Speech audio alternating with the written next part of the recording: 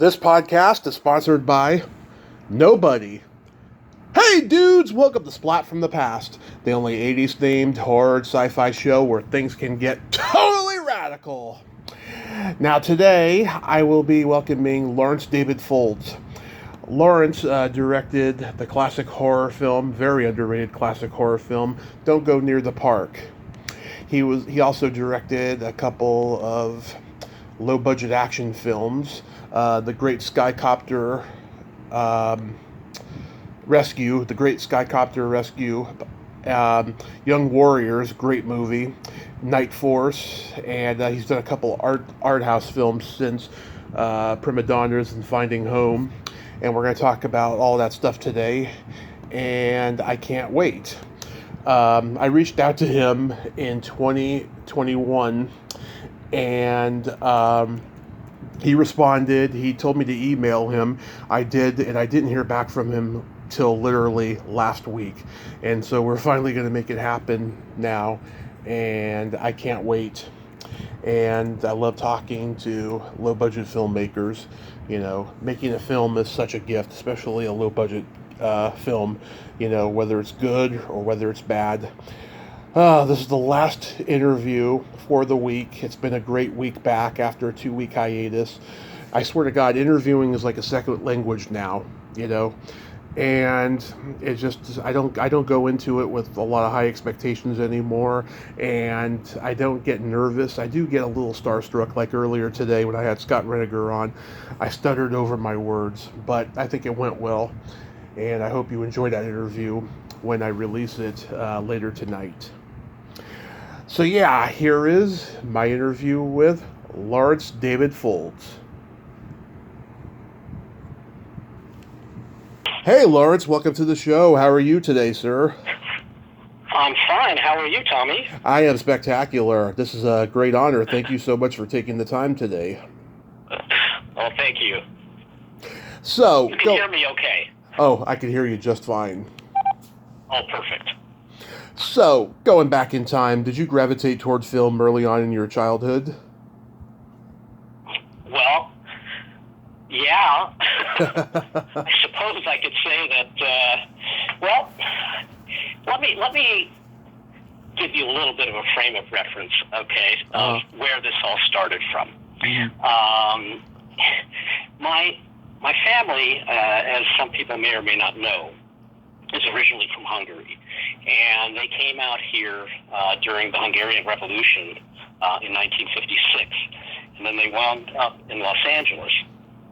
And my father was an accountant, and my mother worked with him, and they settled in the Los Feliz area, and they did something to me. Well, when I was in elementary school age, mm-hmm. Why they did this, I don't know, because it turned out to be one of the most, how should I say it, stressful or traumatic periods in my life. They enrolled me in a Lithuanian Catholic elementary school, mm-hmm. which was connected with a church and the whole thing. And I remember, and I don't know why, because we were not, I didn't speak Lithuanian, or we weren't Lithuanian, nor were we Catholic. But mm-hmm. I remember these terrifying images, which I think later have come into you know, anything that we experience in life goes into that library of things that we either will write about or put in a film. And this is certainly one of those things. So there were these nuns, and I remember the Mother Superior, who was the principal at this school. It was a place called St. Casimir's church and school. And I remember this image of this woman that I'm referring to, this Mother Superior, was a very skinny, very tall woman. And she reminded me of Lurch in a habit. Yeah. Yeah. And if I misbehave, now over there was, what do they consider misbehaved? Well, okay, I guess I was interested in lovely young ladies when I was very young. Yeah. There was this beautiful girl, I remember her name was Jeannie, and she was in the class, and during recess in the playground, I don't know what got in me, but I just went over to her and I kissed her. Mm-hmm. And, well, I wound up in the principal's office. And I see this image. It's right in front of me. Behind this big wooden desk on the wall, there was this big wooden paddle. And the Mother Superior had me come over and told me to drop my pants, not all of it, yeah, and lean over her desk on my elbows. And she went over and she took this paddle, mm-hmm. which had holes drilled in it, mm-hmm. so that it would move faster. You know, the airflow wouldn't take away from the impact, and it had written on it "heat for the seat." Uh-huh. And so I remember that, and so those were my, should I say, fun days. But what saved me then, what I loved, was my grandfather. Now, we didn't live too far from the school, and when my parents came out here, they brought my mother's nanny from her side of the family, mm-hmm. and my father's father, so my grandfather. I considered both of them as my grandparents. Neither of them spoke English because when they already came out here, they were quite old. And so I actually had to learn Hungarian. I spoke Hungarian at home before I spoke English. And that was the only way I could communicate with them. And my grandfather, he didn't drive. He would come from the house. He would walk from the house and be waiting for me every day after school, which finished around 3 o'clock, waiting for me in front of the school. And he would take my hand and we would walk across the street and we would catch the 91 bus. I remember this, the 91 bus to Hollywood Boulevard. Mm-hmm. And we wouldn't go home. We would go down there, and my parents didn't really, they were busy working, so they didn't know if we were at home or where we were because they worked into the evenings. So we went down to Hollywood Boulevard, and every day after school, 5 days a week, and we would pick a movie and go into one of the theaters. And it was great because I could see everything with him. Every R-rated, racy, raunchy movie, whatever it was. Yeah. Because he was my adult guardian. And we saw everything. But I would have to sit in the back of the theater mm-hmm. with him because I would have to translate the film into Hungarian for him. Because and on top of it, he was hard of hearing. So and when the films were shitty or boring or whatever, I started to make up a whole different storyline and say that to him. He had no idea whether what I was saying was accurate or not. Yeah. And I think that was my first foray into storytelling. So this goes back, my filmmaking interests go back quite a ways. And then my parents did the absolute most horrific thing they could have done, which is they had a weekend home up in Lake Arrowhead, mm-hmm. which was a couple hours drive from LA. Are you familiar with it? Oh, yes. Okay. So they, my father decided to move the family, to sell the house and move the family up there to the weekend home in Lake Arrowhead. And he would take an apartment and come down in LA and come down half the week here and then be half the week with the family. Mm-hmm. But the rest of us were stranded, shipwrecked up in this place.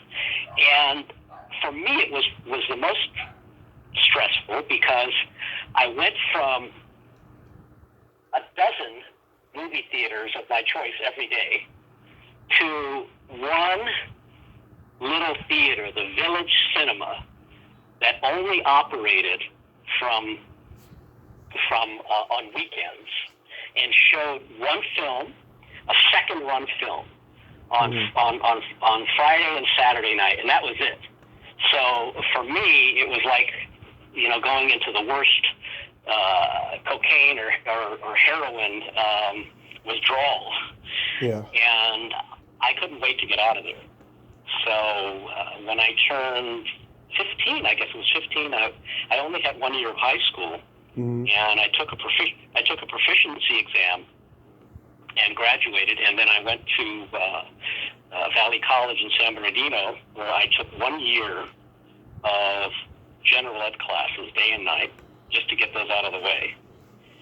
And then I applied to the different film schools. I got a 16 millimeter Bolex H16 Rex 5 setup, sync sound setup, already when I was 15, and I made my the film that the film that you have to show as your entry piece to get into one of these universities. So I applied to USC and Cal Arts, and I got accepted into USC Film School, and I started there, and I realized that it was not the place I wanted to be.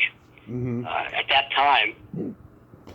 time in the late 70s, they still were operating out of these bungalows, and there was so many students, and it was such a dog-eat-dog environment that and there were so many students in a classroom, and they would only give out equipment. Of course, all of the higher classes, the freshmen were always at the bottom of the list for getting equipment, and it was very difficult, and it was very unpleasant. And the thing that just broke the straw for me was that the instructors at that time were primarily book-learned professors. They were not really true working filmmakers.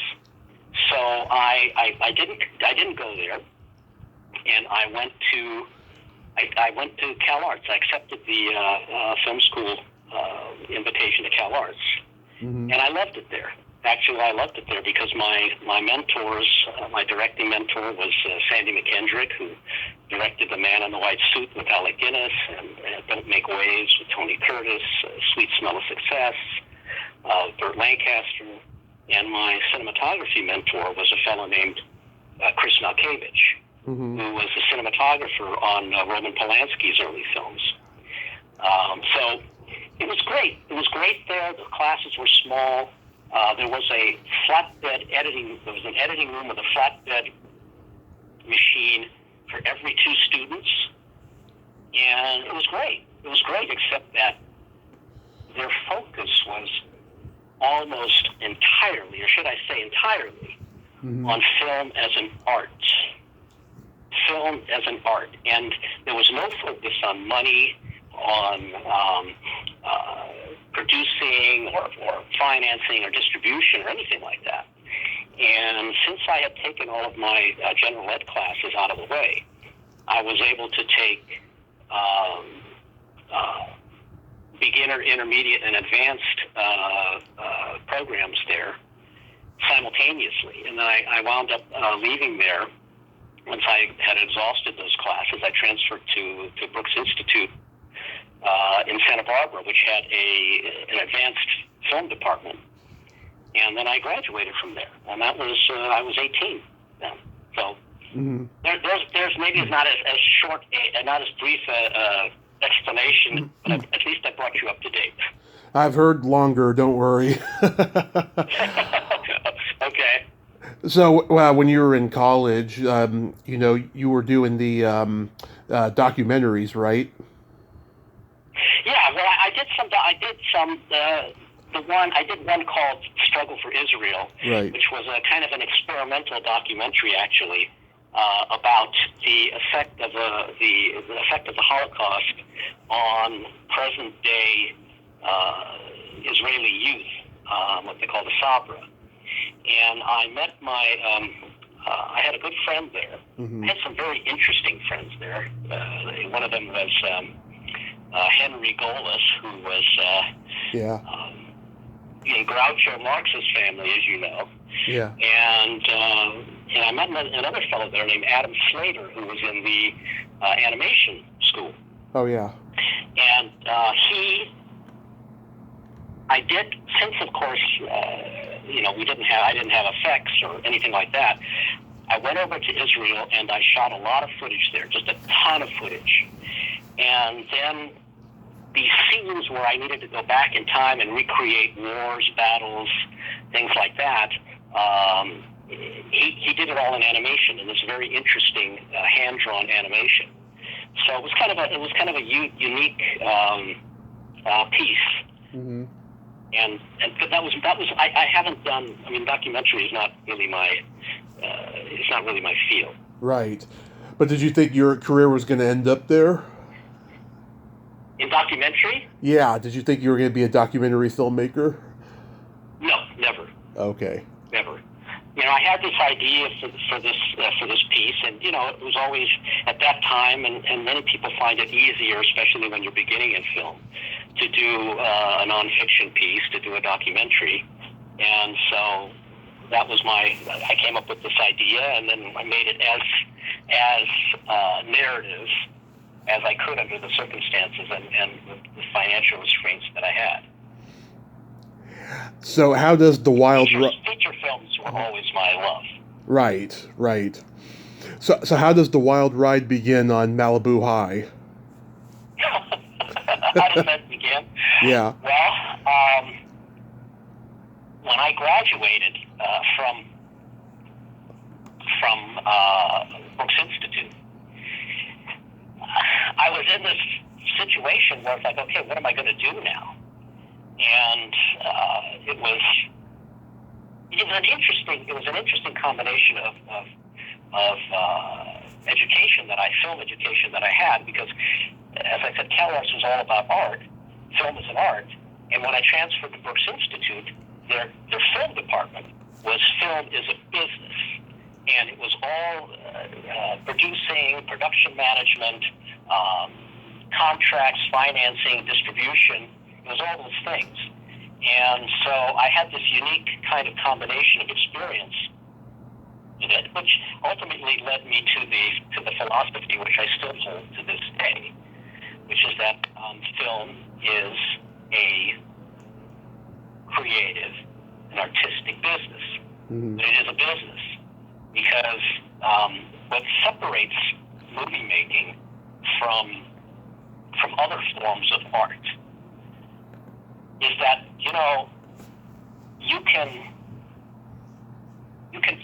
an artist can do a beautiful painting with just a few colors, paints, and a canvas. A sculptor just needs a pile of clay. I've seen the poorest of people in India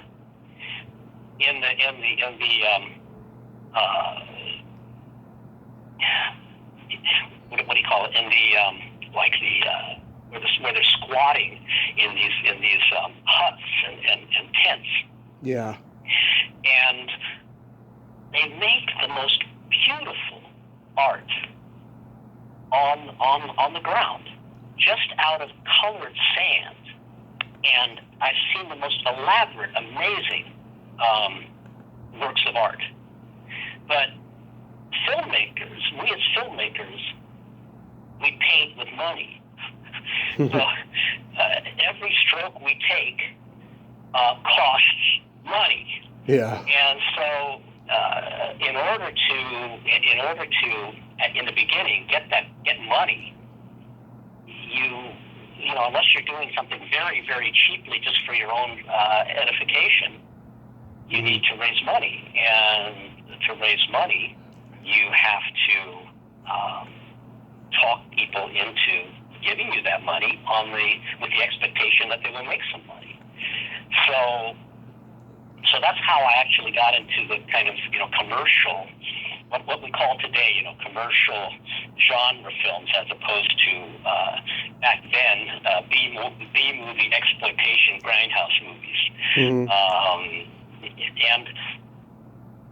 And so I had a choice. Do I want to go and apply at the studio for like a PA job, or do I want to go to an agency and work in a mailroom and work my way up?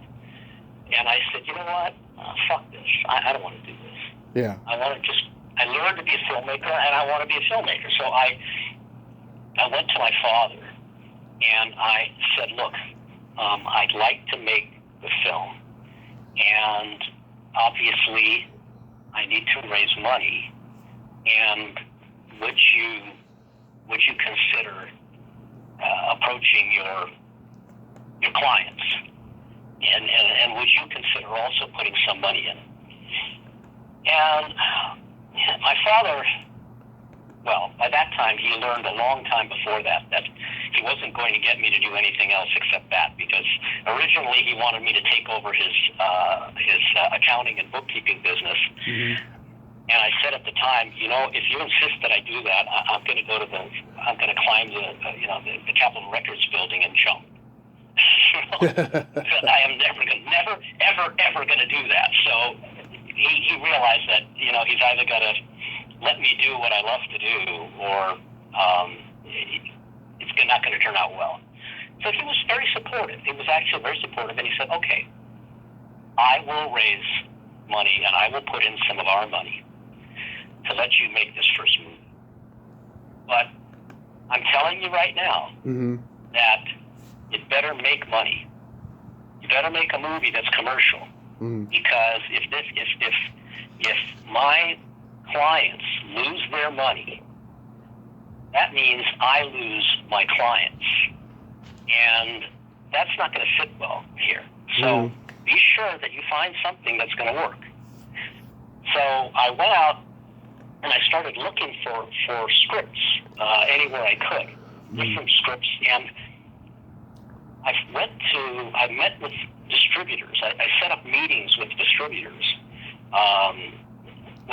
Those distributors that would take a meeting with me. Yeah. Because when I was 17 at that point, I looked like I was 14, 15. Yeah. So, many of them just didn't take, they just wouldn't even take me seriously. But there were those that did.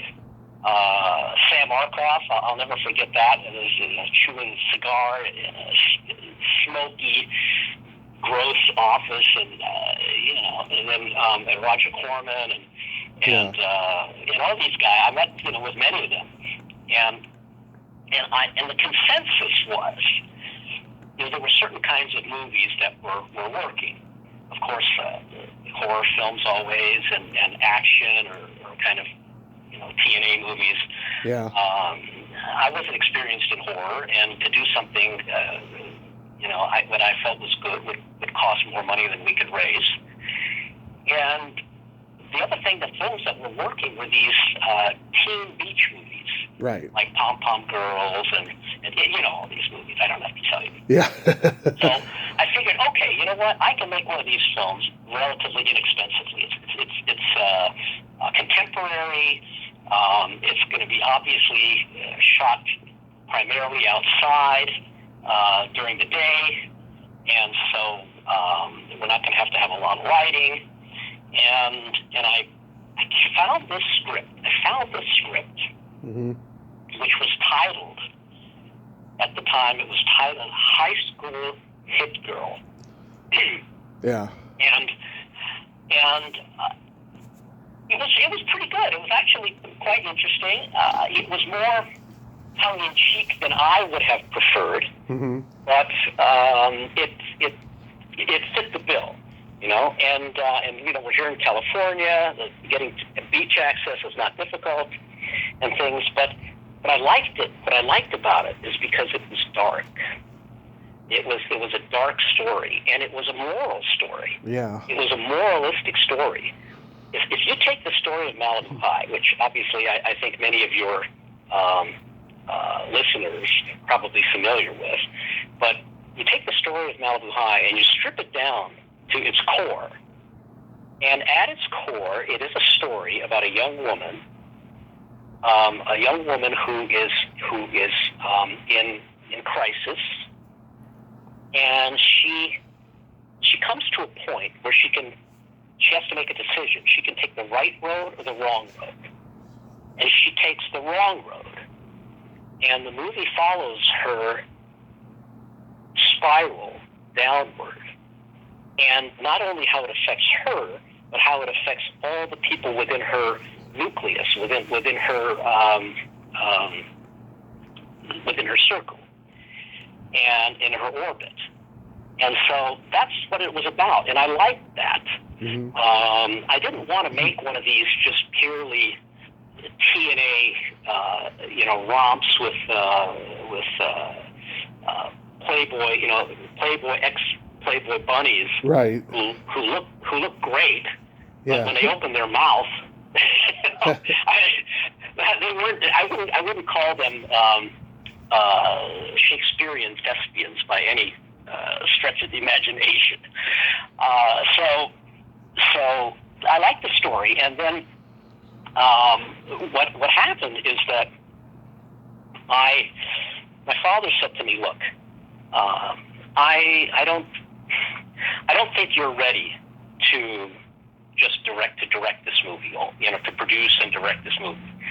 I really think that you need to bring in somebody who is, who has some experience to work with you on this first movie."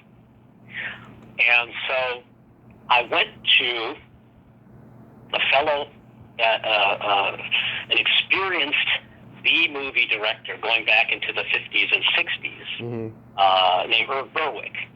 And I met Irv because he was teaching a evening class over a couple semesters, I think, at UCLA. And so I had taken that class, and I loved it because it was specifically about low-budget exploitation filmmaking, and he was very good at it. I mean, I liked Irv very much. He was kind of a dry-humored figure, but he knew his shit. He taught me all of these kind of down and what we would call guerrilla filmmaking tactics, down and dirty stuff about how to get away with shooting without permits, how to get people to give you things, talk people into giving you things for free. I mean, he told me one story of when he was doing this film called Hitchhike to Hell, mm-hmm. where they were filming, of course, without permits on a highway. Mm-hmm. I think somewhere in Agoura or Calabasas or something like that. And they were filming. They just kept filming there. And then the police showed up, and they said, can we see your permit? And Irv said, we don't have that here. That's in the production office. And I'll have to have the associate producer or someone like that, production manager, go get it and bring it back. So can you come back in a bit? And the officer said, "Okay, I'll give you an hour. We'll come back then." And then, of course, it was all bullshit. Mm-hmm. So he just kept filming. He just said, "Hey, keep rolling. Let's keep going." And then the police came back, mm-hmm. and they said, "Where's the permit?" And they said, "Oh my God, we sent the production manager. I don't know where he is. We're just going to have to wait here. Officer, can we just keep filming until he gets back?" And he dragged it out until they got basically what they needed to do, and then they took off. Yeah. On another occasion, and I don't agree with. I have to say, there's some of these things that I don't agree with. Yeah. One of them is where he would talk people into giving a free location. Uh-huh. So I remember that he wanted to shoot in this restaurant. He was told me, and so he went to this restaurant owner and said, "Look, can we film in your restaurant?" And the guy said, "Okay, but I'll let you do it, but I want my family. I want to be in it, and I want my family to be in it in one of the scenes." So he said, "Sure, no problem, no problem." And what he did was when it came to shoot that scene, which he had no intention of shooting, he set up this thing, and he told the cameraman, a fellow named William D. Diego, who I wound up hiring to shoot Malibu High. He was kind of a regular with Irv. And he told him, "Look, when I'm going to yell, roll camera. Don't turn on. Just say speed, but don't roll the camera. I don't want to waste the film. And we'll just go through the motions of it. And so he did this, and misled these people who, basically, I mean, what would it have been to fulfill those people's dream, and give them a few seconds on screen? But he was very cheap. I mean, he was, and I guess he had to, because he had very little money. Yeah. But it was very interesting learning these techniques from him. So to jump back to what we were talking about, I hired him to do that, and I would produce and oversee the whole thing. And that's how it came about. There were a couple of scenes which there were some things in the screenplay that I revised. I brought in a fellow who was actually a client, an accounting client of my father's, named Tom Singer, who had some writing experience. And so I brought him in to do some revisions on the script. And then I gave him instruction on that. And that's how the whole thing kind of came together. And my father, we were able to raise $56,000, and we shot it. We had a 5-week shooting schedule, all on location, in Redondo Beach, Palos Verdes, Hermosa Beach, and Malibu, and in Santa Barbara. And one of the ways I was able to actually pull this thing off for the money that we had is that Brooks Institute had a small soundstage, which was part of the film department. And so I went back to my professor and the head of that department, and I said, "Look, I'd like to film here, and I'd like to give the students here an opportunity to work on the film, and in exchange for that, I'd like you to allow us to use the facilities and the equipment," which they did. So that was the way we were able to put the whole thing together. Wow. And how does Craig Muckler fit into all of this?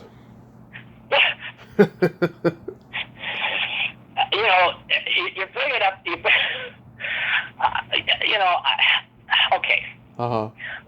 There are people in this industry, okay, who. Well, okay. Let me take it back for a second. Okay. I met Craig Muckler. I don't remember how. I think I met him at the movie. He was a manager at a movie theater in the Valley, in Tarzana, and I think I met him there. And we started talking, and he said, "Oh, he wanted to be in film," and he said he had a little money, he could invest a little money. Yeah. And I said, "Okay, all right." And so he said, "Look, if I invest $5,000, and I think it was $5,000, can you give me a credit and let me hang out on the film on the shoot and learn how to do things and stuff. And so that's Craig Muckler. Now he had very little. He had very little to do with the film, other than he was in one or two scenes as a guy like a high school student, which right. He looked a little bit too old for that, but he was free. Okay. Yeah. And then he did a bunch of running around. I mean, he went out and got lunches, and he did stuff like that. Sometimes ran the film to the lab. And that was his involvement. I have to tell you, there's a thing in Hollywood. A lot of people take credit or, get themselves or put down on their resumes. Yeah. Credit that they did not. They do that a lot. Perform. Yeah. Yeah, they do. They do. Now, to give you a funny story, usually it happens with actors. You know, a really funny situation. I couldn't believe this.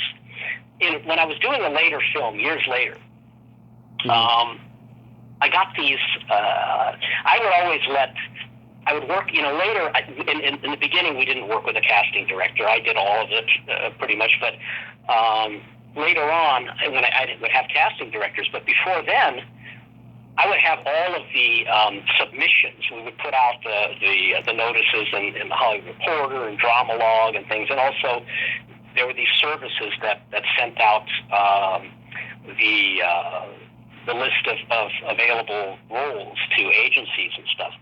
Yeah. And then we would get literally the mailman hated us. Yeah.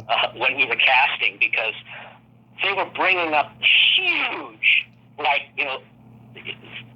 sacks of mail every day, and he would have to take 2 or 3 trips down to the truck. I mean, that's how many submissions you get, Mm-hmm. And that's why you want to have a casting director to weed through a lot of that, because a lot of it's crap. But I was looking at this guy's photo and resume. Yeah. And on the back, he puts Malibu High co-star. Mm-hmm. And I'm looking at this guy. I'm going, I don't remember this guy. I don't even know who the fuck this guy is. Yeah. He wasn't in the film. Even as an extra, let alone a co-star. Right. And I call up the agent, and I said, "Hi, I'm interested in this client of yours. I don't remember his name. Mm-hmm. Tell me a little bit about him, And he puts he's got on his resume that he was in this film Malibu High. Oh yeah, he was one of the co-stars of that film, and it was very popular. And I said, it's funny. I made that movie, and I don't recall that guy anywhere whatsoever having anything to do with the movie. And he said, oh, what? I said, you better talk to your client, because if he puts that kind of false information on his resume, I'm going to report him to SAG and anywhere I can. So let me look into it. Let me look into it right away.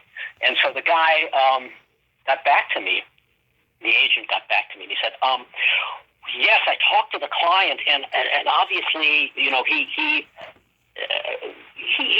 overextended it a little bit. I mean, he said he was considered, he was submitted for consideration, but it didn't come through.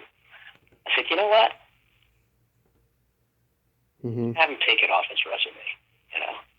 I had another situation with the film Young Warriors, which I'll tell you in a bit. But to go back to Craig Muckler, he invested that $5,000, and he was given the credit of production coordinator. And anybody who sees the movie, that's his only credit. And for that little role he had, he's in the cast listing. But I was shocked. I was absolutely shocked when I looked on IMDb. I think it was IMDb. Mm-hmm. And he puts himself down as a producer. Yeah. as and coordinating producer. Well, you know something? That's a far cry from production coordinator. Oh yeah. Well, production coordinator is basically, an assistant to the production manager. Is not a producer at all. And then after I've, looked into some other things, and I actually listened to part of your podcast with him from a few years ago. Yeah. I could not believe my ears. We produced the film, our first movie. We hired this and that. I'm like, what the fuck? What kind of bullshit is this? I just, if somebody has to do that to boost their ego. Yeah, there's more people than you might think out there who do that, and they've been on my show, and I found out much later, and I was disgusted. It's... Yeah, look, I know sometimes people do that since they can try to raise money. Right. Which I think is one of the things he was trying to do when he did that cheesy horror movie afterwards with Singer. And he went around boasting to investors that he had made Malibu High and stuff. I think, but again, you're misleading people. And if you raise money based on something like that and things go south, well, you're opening yourself up to a lot of liability. Yeah. So it's one other incident like this, which happened on Malibu High. Mm-hmm. We had a production manager that I had hired who had great credits. I mean, he had big studio credits. I'm not going to give his name right now, but but they were from some years back, and then there was a gap for the last few years, and I what should I say? I looked. I asked him. I said, "So, you've been production manager on all these big movies and stuff, but the last few years you haven't done anything." And he said, "Well, that's because I had a medical situation. I was in an accident, and it took me out for a couple of years, and so I'm willing to work on a lower budget film to get myself back, working again." And that sounded very reasonable to me. And we brought him on, and he seemed very efficient and things. And we shot the shoot was broken into two, Young Warriors. The shoot was broken into two segments. The first segment, we went up to Canada, up to Vancouver, and shot for a couple of weeks up in Vancouver. And then then we came back and shot the rest of the film down here. And so when we got a couple days before we were getting on the plane to go up to Vancouver, we gave him an office room across from mine in our office, and the door was closed, and I had to talk to him, and I knocked on the door, and there was no answer, and I kind of banged on the door. There was no answer. The door was locked. Mm-hmm. And I'm like, what the hell? And finally, a couple of other people in the office, my associate producer, Adam, we broke the door. We kicked the door in. Yeah. And there he was on the floor with a bottle of Jack Daniels next to him. Oh, my God. Passed out. And, it was, now I know why he was out, he wasn't working for those years. Mm-hmm. So, of course, we got rid of him. And then I had to hire somebody really urgently because we're leaving it like day after tomorrow. We're getting on the plane. So all the people that I would have had, the backups and other people that we liked, right, I called, and they were all on other shoots. They weren't available. So I did the dreaded thing, which was I went to the resume pile.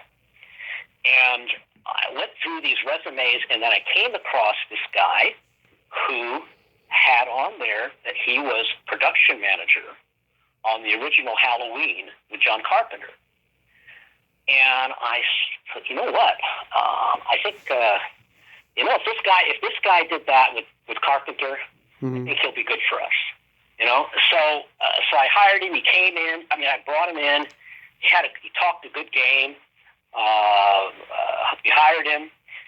He went into that office, and the 2 days until we left, he was in there like writing and going, writing pages and pages of things, and it seemed extremely efficient. And I told Victoria, my wife at the time and producer of the film, I said, man, I can't believe how we lucked out with this guy Jack. I'm not going to say more. His name was Jack. We really lucked out with this guy. I can't believe it. He's so efficient. He's working his ass off. Yeah. So we get on the airplane, and the plane takes off to Vancouver. And Victoria and I are sitting on one side of the aisle, and he's sitting on the other side of the aisle right across from me. And he's still he's got paper all over his tray table and on the seat next to him. And he's, and I leaned over and I said, hey, Jack, man, you're working your ass off. Can I see can I see some of the stuff you're working on? And he handed me a couple of sheets of paper. And they were just doodles. It was just random doodling. There was nothing there. It was just little drawings and I'm telling you, in unrecognizable doodling. And I handed the pages back to him. Right. And I turned over to Victoria. I said, Vic, we're fucked. We're totally fucked. And when we arrived in Canada and we got off the plane, I told him, Jack, I need you to just go to your hotel room. Don't leave your hotel room until I come to get you. And I got on the phone and I called Erwin Yablans, who was executive producer of Halloween, or producer of Halloween, as it says. And I said, tell me, I got him on the phone and I said, Erwin, I got to ask you this question. Tell me about this guy named Jack so-and-so. And he said, who? I said, yeah, Jack so-and-so. He was your production manager on Halloween. And he goes, what? He goes, I was, no, there was nobody named that was a production manager on Halloween. Yeah. He said, wait a minute. Just hang on a minute, and I'm going to go check something. I'll be right back. So he had me on hold for 5 minutes. He came back to the phone, and he said, I went through I pulled out the crew list and stuff. Yeah, that guy worked on the film. He was the craft service guy. I said, what the fuck? I said, I got his resume here, and he says he was a production manager. He says, well, no, he wasn't. So I guess to tell, the moral of this story is check all references. If you're going to hire somebody or consider somebody off a resume, not a recommendation, check all references. So that I guess that was our conversation about Craig Muckler. Yeah. I don't even really, I have no respect. I have no respect for this, and I feel, in a way, sorry for the guy that he has to do, say these kind of things to build himself up. Yeah. I just don't respect that at all. I don't either. We could be here till next week talking about that, but I was just curious how he truly fit into the whole thing. So what's the genesis of Don't Go Near the Park? The genesis of Don't Go Near the Park. Okay. Well, after we finished Malibu High, and unexpectedly, was very successful. When I say successful for Crown International Pictures, not for us. Uh, because at the time I made the distribution deal, I was very young and naive, and I remember, it's funny, when Malibu High was finished, Mm-hmm. I decided to hold a screening in Westwood. I rented out the I don't remember the name of the theater, the Coronet or what, I don't remember what the name of it was. Rented out the theater to have a premiere showing, and invite all the distributors to come. And what I didn't realize at the time was a lot of them would not sit in the same room with each other. So, I mean, they disliked each other, and they didn't want to get in any kind of a bidding thing. Many of them would just want you to bring a print over to their office, leave it there for a few days, and then come pick it up. But there were those who came. Mark Tenser, head of Crown, was one of them. Mm-hmm. And he called me the next morning, and he said, "Hey, kid, I like your picture. Come into my office." And at that time, I had settled on, because the film went through different working titles. So as I said, the original title was High School Hit Girl. Then we changed it to Death in Denim. Yeah. And then I settled on Lovely but Deadly, because, the leading character, I considered her, she was lovely but deadly. So that was the title, and that was the title that I showed the film to the distributors. So Mark has me come up to his office, and he's got this big office with a big old, like wooden, like 60s wooden desk, and nothing on it. He's got all the pom-pom girls and Van Nuys Boulevard posters up there, and Galaxina. Anyways, Yeah. there's nothing on his desk except this.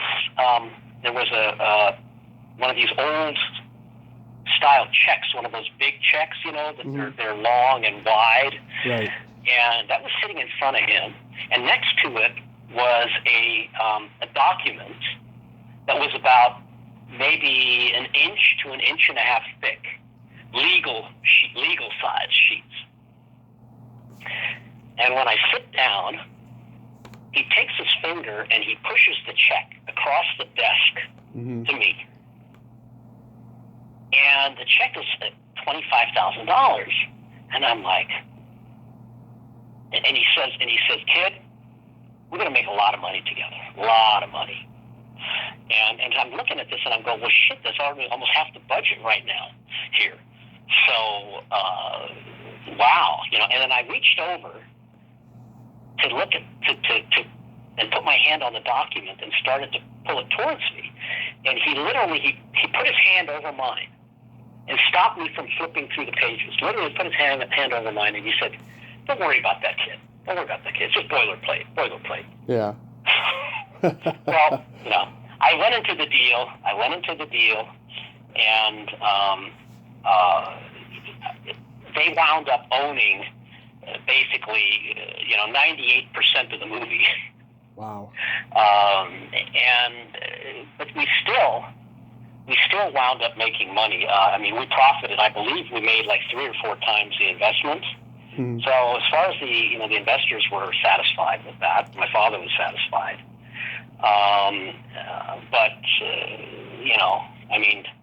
They made around $10 million ultimately from all the releases and everything. And, we wound up with a couple $100,000. But the one good thing about this, and sometimes I tell students that sometimes there's a reason to make a bad deal.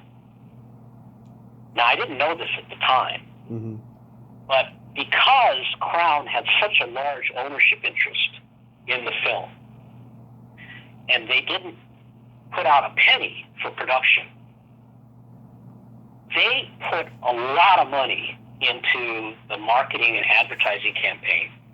And they had the film plastered on newspapers all over the country, billboards, PR stuff that they did. And because of that, they made so much money, and I have to admit it was Mark's idea.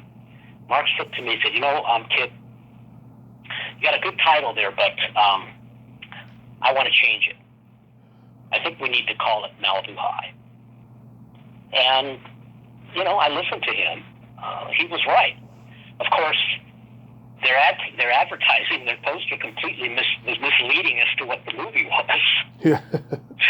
And, but after the film opened, like a friend of mine calls me up and he goes, when it opened in L.A., and he goes, hey, did you see the L.A. Times review?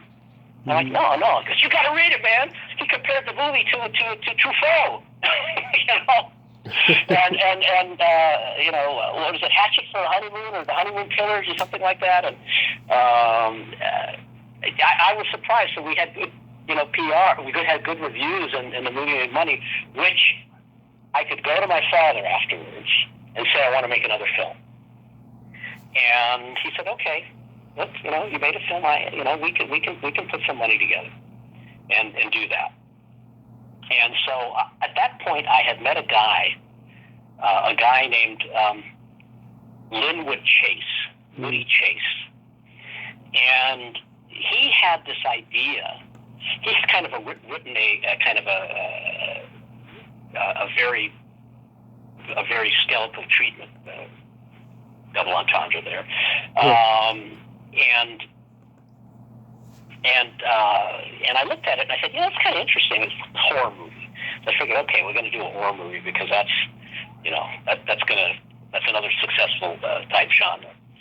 So he had this great concept. I liked the concept, which was, and it was based on fact. Actually, this is the crazy ass thing about this is that the movie was based on fact. So in the early 1900s, there were in Griffith Park, which is the largest public park in the country. It's larger than Central Park in New York, the largest city park. There were a series of disappearances of children, and they never were found. I mean, if you look back in the newspapers way back then, they disappeared. Mm-hmm. And so, unsolved. So Woody's idea was, well, hey, let's make it that there's this kind of like tribe of cannibal, vampiristic type cannibals that live deep, in Griffith Park, and they've been around for centuries, mm-hmm. and they have these mystical powers, and so they never die, but they grow old, and so in order for them to maintain their youth, mm-hmm.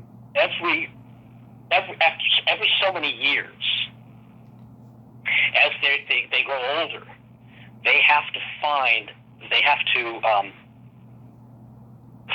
child, mm-hmm. and they have to kill a child and eat the child's guts.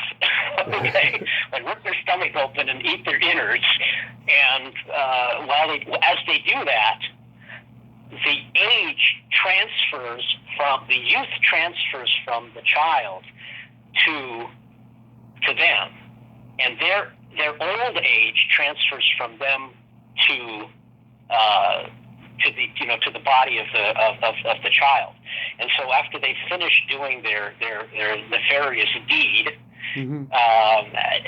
They become young again, and you see the corpses taking on this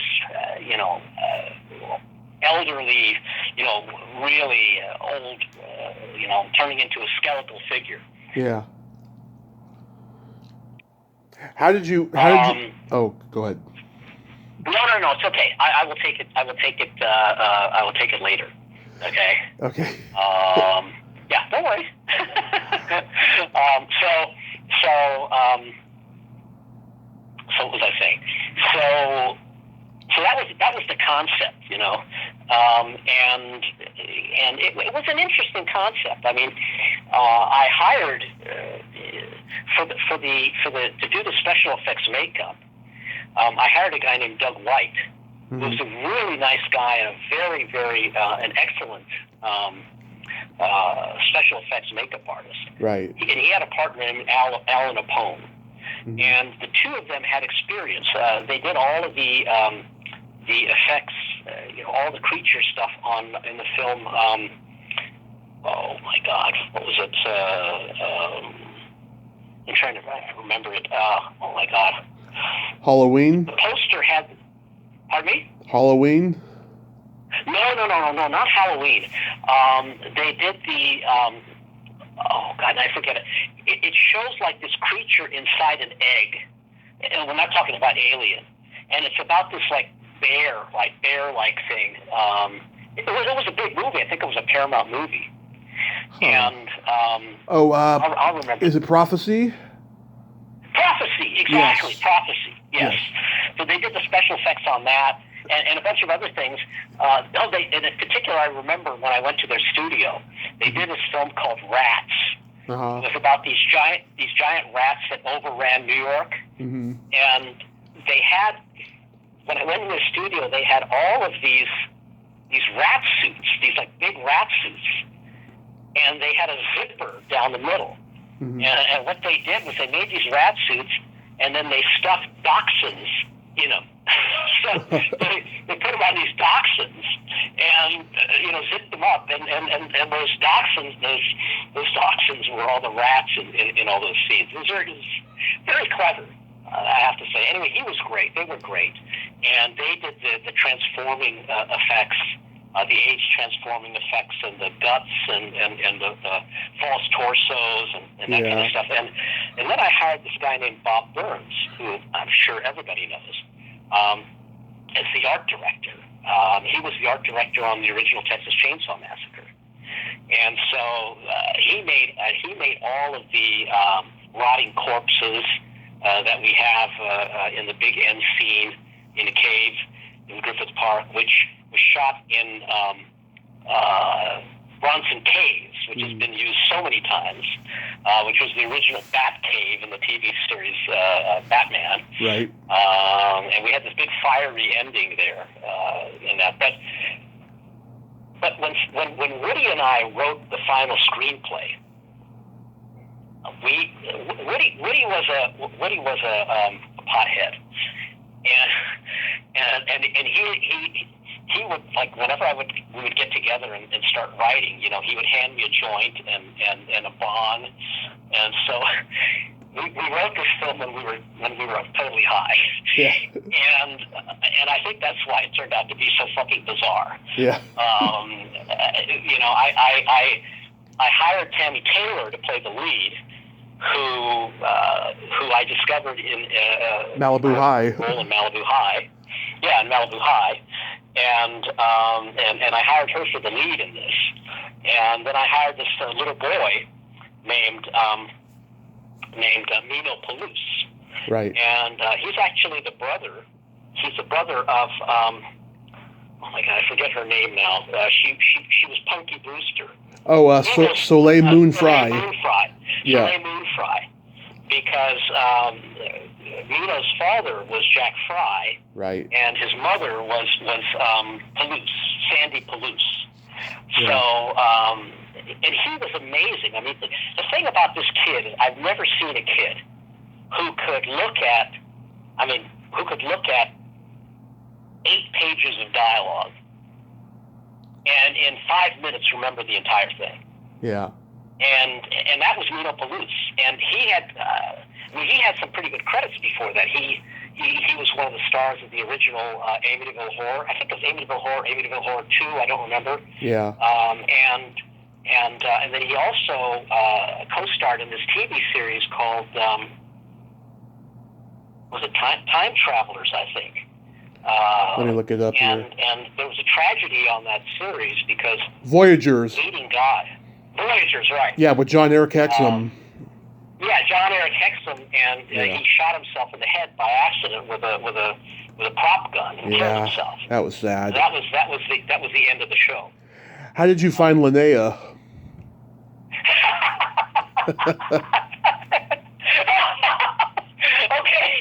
Okay. All right. You're gonna get a good story here. Hardly anyone has heard this story. Okay. Okay. One of the people that had told me about way back when, actually, he talked about this guy, I think, even in his class. So there was a guy who you would go to for body doubles. When you needed a body double, you'd go to Hal Gathoo. He had an office, he had this seedy storefront office where the windows were all painted black on Santa Monica Boulevard between La Brea and Highland Avenue. And anyway, so he also had not just body doubles, but he had actresses that one would work non-SAG, and two would take their clothes off. Yeah. So you never had a problem with the girls from Hal. They knew what they had to do, and so this role that I cast Linnea in, I needed a really nice, very nice-looking girl, attractive girl, and who would have no problem taking her clothes off. So I went to Hal, and when I got into his office, I visualized these things like I was there yesterday. So you went into his office, and it was dark, and all this like cheesy dark wood paneling, like cheap paneling on all the walls, cottage cheese ceiling, and there was in one corner there was one of these oil lamps.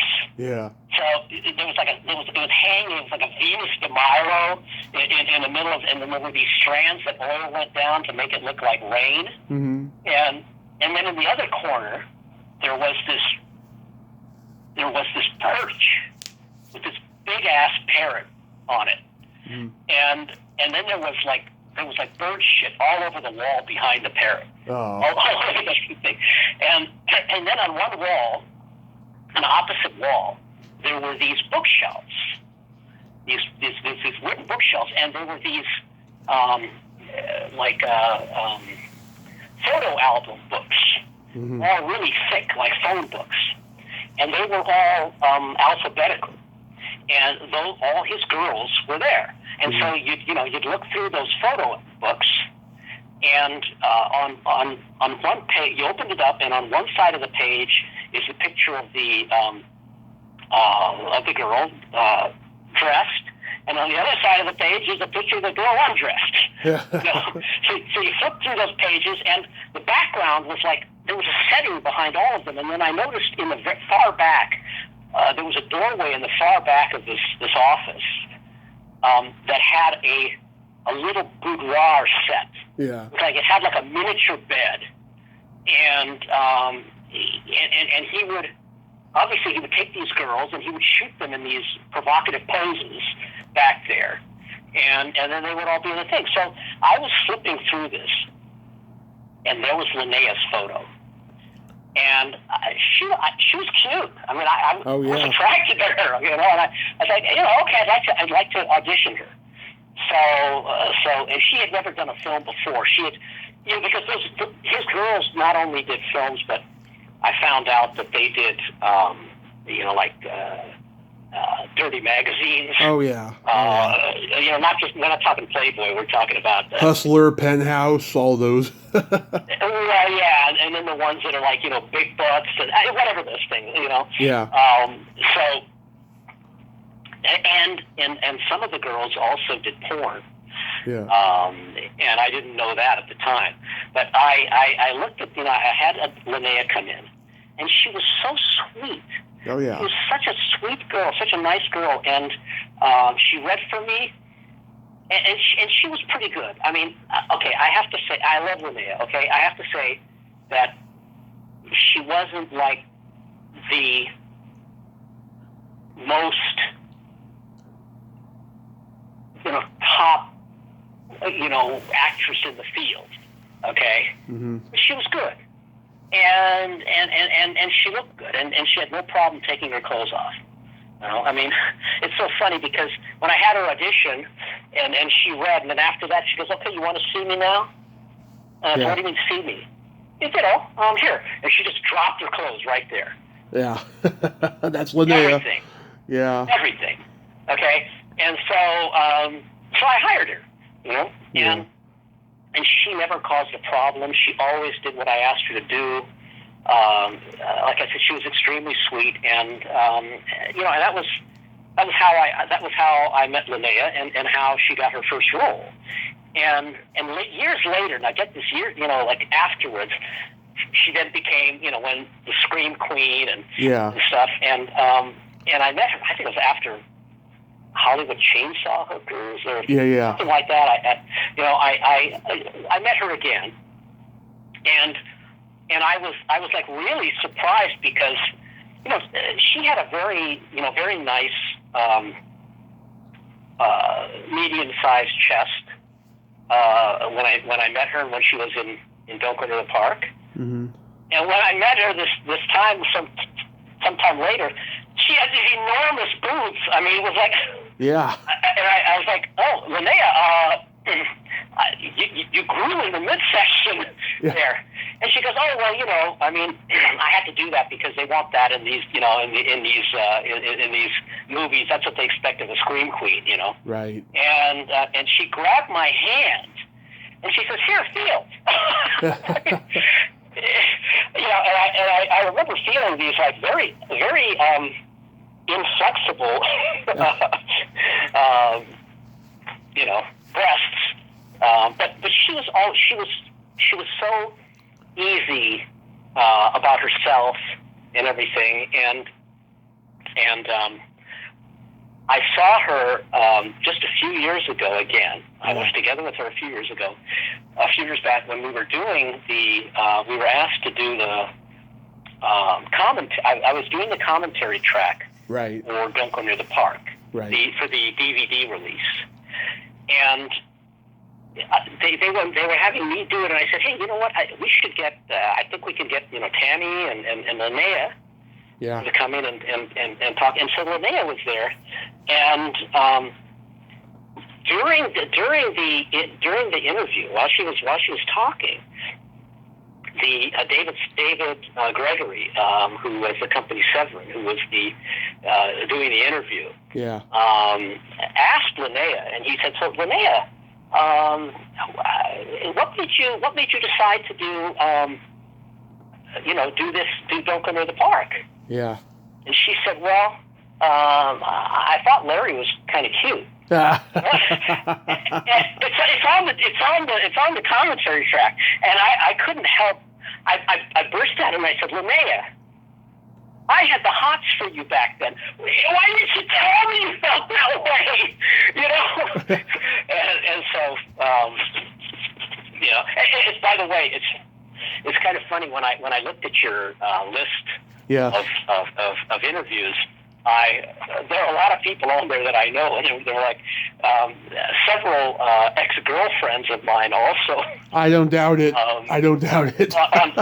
on that list, and some people that I fired. Some people who were liars, as we were talking about, and some very good friends of mine. Philippe Moore, I love him. He and I are good friends. Oh yeah, great guy. You know, Lenore Zan was a.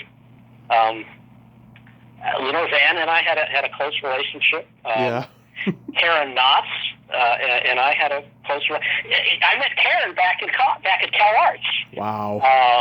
And she was making a little film at the time called, what was it, a little short film. And she hired me to like production manage it. I don't remember what the name of that was. Michael Pressman, he's another, he's a dear friend. Mm-hmm. And, you know, Linda Day George and Helene Udi. Now, I'm surprised you didn't interview her sister, Claudia, because, you know, I directed Claudia in NightForce. I've reached out to Claudia, and I think it went to her spam folder. But I would like to interview Claudia. She's actually my favorite of the two. Uh-huh. Yeah. She's she's another girl. I mean, she was again so sweet, and she was another girl. Didn't come through Hal, but I mean, she had no problem bearing it all. Yeah. And then of course since she did Joy, the soft porn film Joy, I realized why. You know, she was totally open with her body, no issues, and she was very, very sweet. You know, I liked her, and Ted Nicolau. Oh yes. Was my editor on Young Warriors. Yep. So. There's a lot of people. I mean, I know, Bruce Glover, Crispin's father. And oh, yeah. So anyway, ask me. Going too far off track here. You asked me about Don't Go Near the Park. So. Well, I have one quick question about the Great Skycopter Rescue. Okay. How did you come to cast Blackula and the Professor from Gilligan's Island? Okay. Well, in a similar way that I cast Aldo Ray. In Don't Go Near the Park. Yeah. Okay. I can be completely honest here. Distributors at the time wanted to have some names for foreign sales purpose and for video sales, and even if they were just a cameo or just a few days shoot. It really was helpful to have a name actor. Mm-hmm. And, William Marshall, I mean, he was very, he had a following, a big fan following from Blackula and Blackula 2, Blackula, whatever it is, goes to Africa, I don't know. Whatever. He hadn't done Pee-wee's Playhouse yet. Yeah, and so, he was great. We got him. He was a flat deal. He worked, again, and I had to hire actors, main actors, who would be willing to work non-SAG, because early on the early films, up through Skycopter, we weren't SAG signatory. We weren't SAG signatory. We were not SAG signatory because we didn't want to pay the fees. We were non-SAG because we couldn't afford it. Between all the fringes, the minimums that had to be paid, because back then SAG did not have the sliding scale that they later created. Yes. So back then in the 80s, the SAG minimum per day was the same on a low budget film as it was on Jaws. It was, and it was very difficult to meet that. And also the hour, the shooting restrictions and things like that. We couldn't have made these films. So it was being non-SAG. Right. Was a matter of survival. It was a matter of make the movie or not make the movie. Right. So I had to have actors who were willing to do that. Aldo was willing to do that. William Marshall was willing to do that.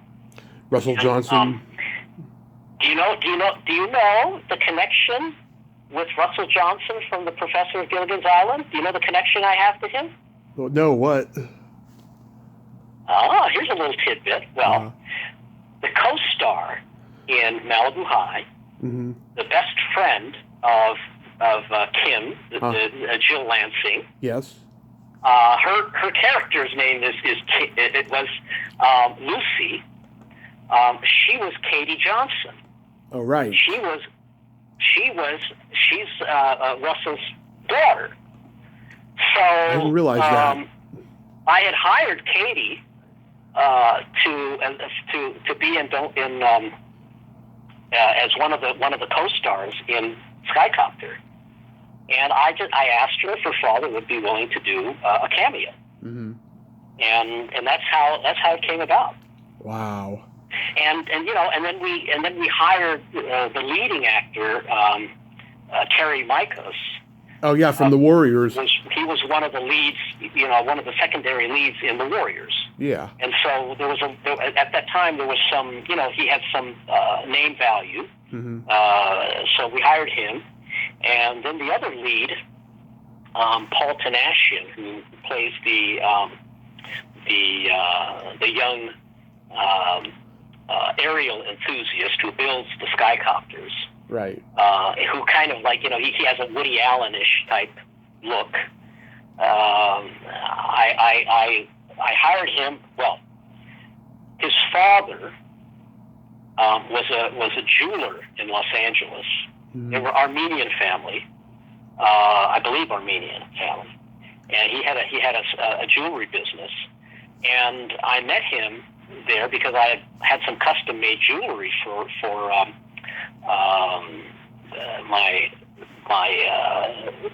my lady friend, and and I asked him, at that time when we were raising the money for Skycopter, I said, would you consider investing in the movie? And he was always very interested in movies. Mm-hmm.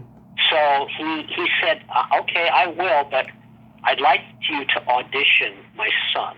My son is a young actor. He's done theater. He's done things, and I'd like you to audition and see if you can put him in the film.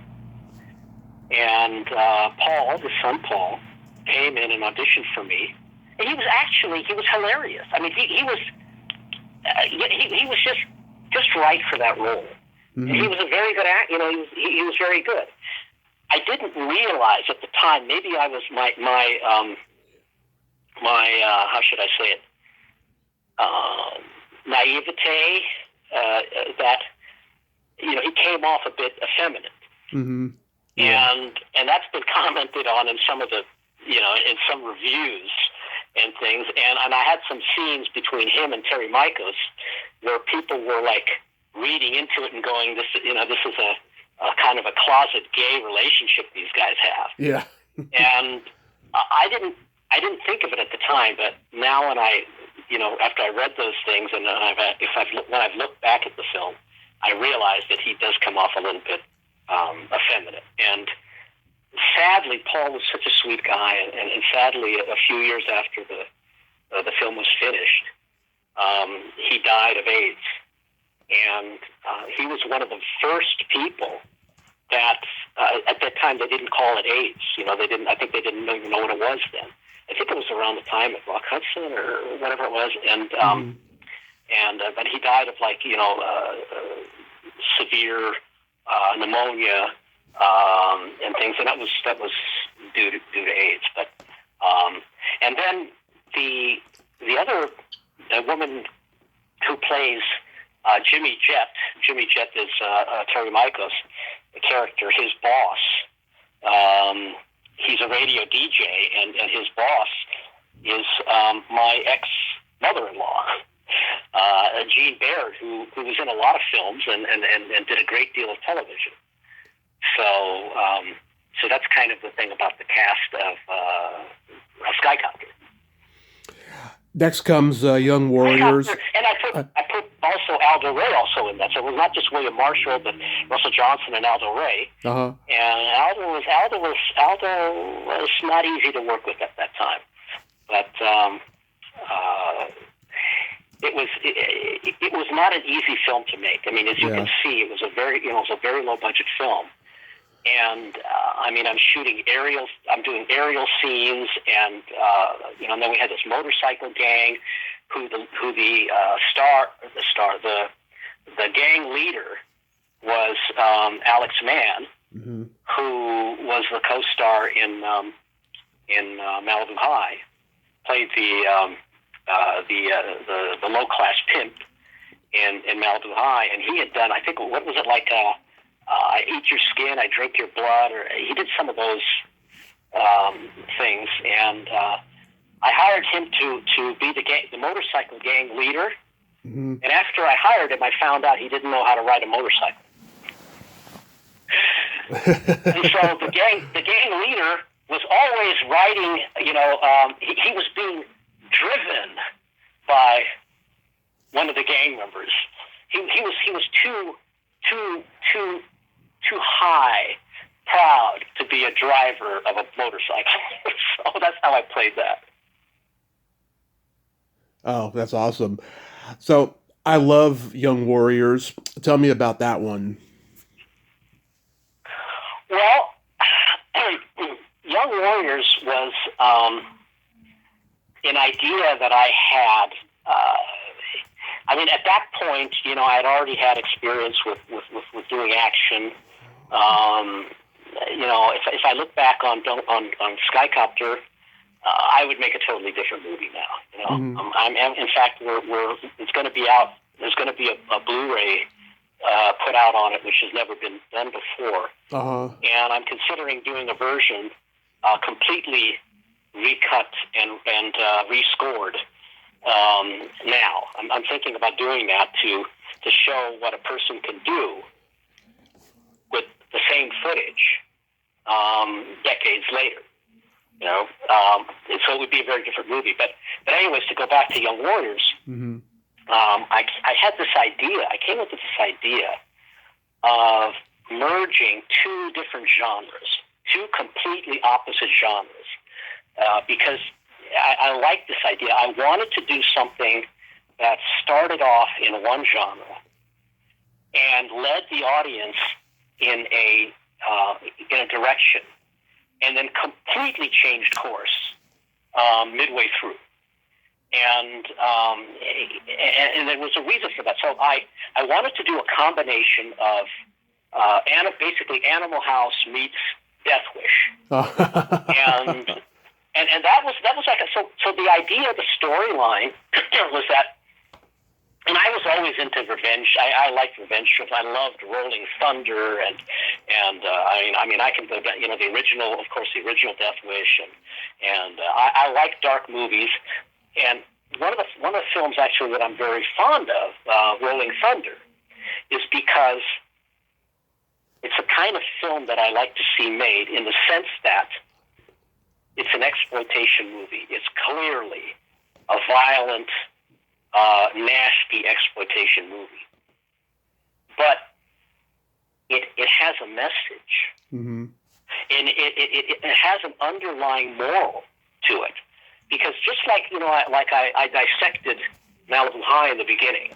Right. Okay? I'm not going to talk about Don't Go Near the Park, because Don't Go Near the Park did not have any redeeming qualities as far as moral is concerned. But I attribute that to being stoned during the writing and the making of it. Right. But with Young Warriors, it was important for me to show something taking place, like what happened in Rolling Thunder. So, Rolling Thunder is, this guy comes back from Vietnam, and then he William Devane, right? Coins. Yeah, he gets all these gold coins, for each day he was in prison camp, given to him by the town, and then on television these thugs see it, and then they find out where he lives, and then they want to take those coins. I'm being very brief on this. To steal those coins, and he doesn't want to give them up, and then they shove his hands down the garbage disposal and destroy his hands, and so after that he's got those claw hooks like that famous war film, something the days. I don't remember the name of it, but where the guy has a beautiful film where the guy has a claw hook after World War II. And of course, then he has then there's the violent story, or the vigilante story, where he goes out and he gets these guys and he uses his hook to slam it in those guys' hands, and and then he has like an ending like the getaway, Sam Peckinpah's The Getaway, but the underlying message of that movie was what PTSD. Right. What these men who have been in these horrible circumstances come home to. They can't integrate into society. They're completely foreign to their families, and the psychological effects of that. I love that. I think a lot of people don't they don't pay attention to that stuff, but that's that was its message. So in Young Warriors, the concept, the story was that we've got these how should I put it, fun-loving college fraternity guys. Yeah. And then we see their initiations. We see, and it's. I tried to make it, really funny in the beginning, and outrageously funny. And the concept was, what happens when you have a person like that, mm-hmm. and a horrible tragedy happens? How does he deal with it? Or how does that person deal with it? And that was my idea. So, midway through the film, his younger sister, Kai's high school girl, on the night of her prom, her and her prom date are run off the road by a vicious street gang, and he's killed. The car is, goes up in flames, and then she's brutally raped, and raped so badly that she ultimately dies in the hospital from it. And I've been criticized by people saying that rape scene is, one of the most brutal rape scenes ever put on film, and it's horrible and all that. And I intentionally did that. I did that intentionally because I didn't want it to be a titillating scene. Mm-hmm. I didn't want people to look at that from a prurient, or lascivious point of view. I wanted to show how horrible rape is, what a horrible act it is. And the reason for that is because when Ernest Borgnine, of course, Jimmy Van Patten's father, who's a police detective, the police can't get anywhere finding these killers, this gang. Jimmy and his college frat brothers, well, Jimmy wants to go do it himself, mm-hmm. and then his college frat brothers don't, they say, we're not going to let you do this alone, we're going to do this together. And so they go out to find these killers. But as they're doing that, so they're basically students by day, vigilantes by night. And so as they're doing that, they don't find them. But they come across a lot of other crimes being committed. And so they start to interfere and stop those crimes. Mm-hmm. As they do it, they get a kick out of it. And essentially, what happens to them throughout the course of the film is that they become the animals that they set out to get rid of. Right. And in order for the audience to go along, the audience likes them in the beginning, and the audience is sympathetic to them, and I want the audience to root for them when they are going out and doing what they're doing because of how horrible that rape was. Right. My intention, it was intentional to take the audience and make them feel the same feelings that Jimmy Van Patten feels. But then, this kind of thing, how people say violence begets violence. Right. Well, it becomes a not just a habit, but they become addicted to this, and I want the audience to go along with that until the very end, when just like Jimmy realizes, oh shit, what did we do? What did we do? I wanted the audience to feel that same feeling, to realize that you can get excited and loaded on this, but then it gets out of control and it'll destroy your life.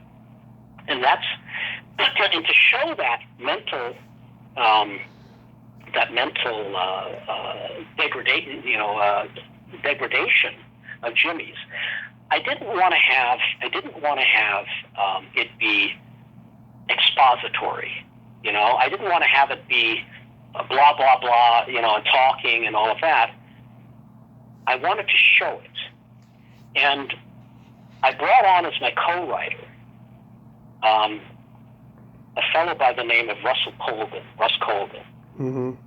who's a psychologist, and he was my child psychologist. He was an older guy. When I was still in the elementary school in Los Angeles, my parents felt that I was an overactive child and I needed to be in therapy. So he was my therapist, and we bonded, and he loved movies and all of that, and he wrote books, and he wrote some screenplays that he had hoped to be done. And when I was doing Malibu High, when I was writing it, Young Warriors, when I was writing it, I called him up and I said, "Hey, Russ, I'd like to have your perspective as a psychologist, because this is a psychological journey of this character. And I'd love to have your input and stuff." And he was great. I mean, we had a really good collaboration. And so I decided to see what's going on in his mind, to make the character an animator. Right. And my friend from college, Adam Slater, who did the animation in Struggle for Israel, who was a little weird. I have to say, he was a little weird. When I first met him, when I very first met him, I was assigned to live in the dorm, the college dorm, and Adam was the pool man. I mean, he was a student, but his thing was, he would clean the pool. And I met him while he was fishing turds out from the college pool. But his thing, what made him unique, was that he did computer animation by hand. Now, if you think about that, that's fucking crazy.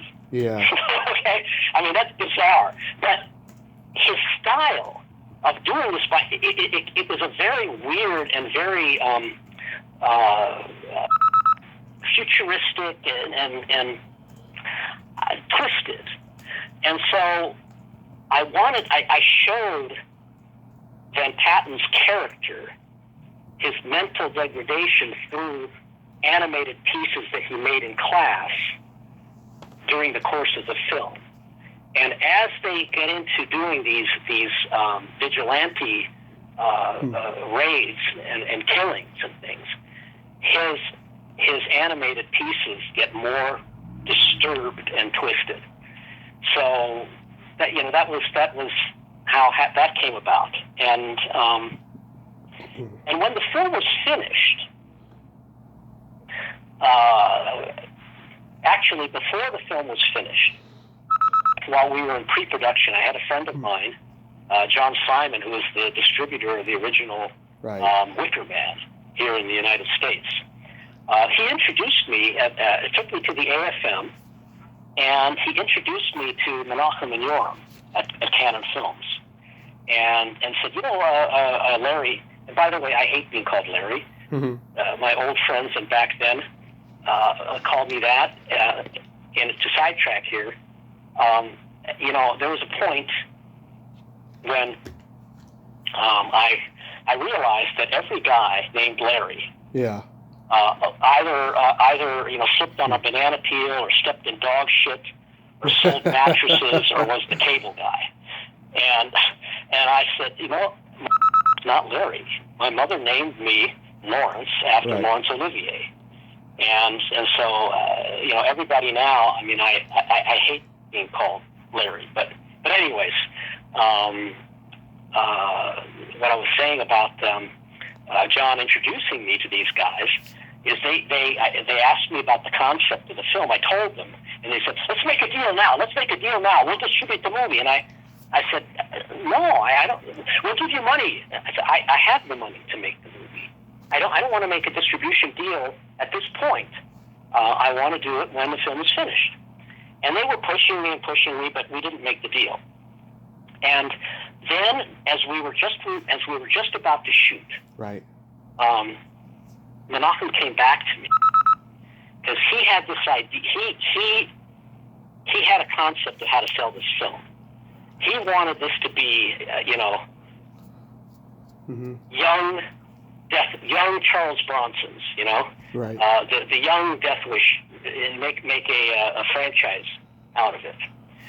So he approached me just as we were about to start filming, and he said, "Would you reconsider making the deal now? Yeah.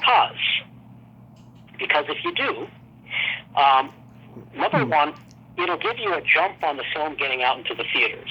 Right. Because while you're shooting, doing post, we can be creating advertising and doing theater bookings and all of that, so that when the film is finished, it's already booked in the theaters and can get in there right away. You won't be waiting 6 months to a year down the line to get the bookings. And number two is I'm going to give you some money.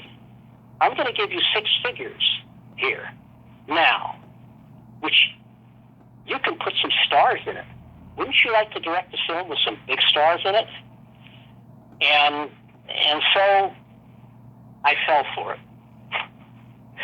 I fell for it, and we made the deal, which I never ever, I tell people never to make a distribution deal in advance, because you're screwed then. Yeah. The terms that they give you in advance, you wouldn't be able to get, they know money.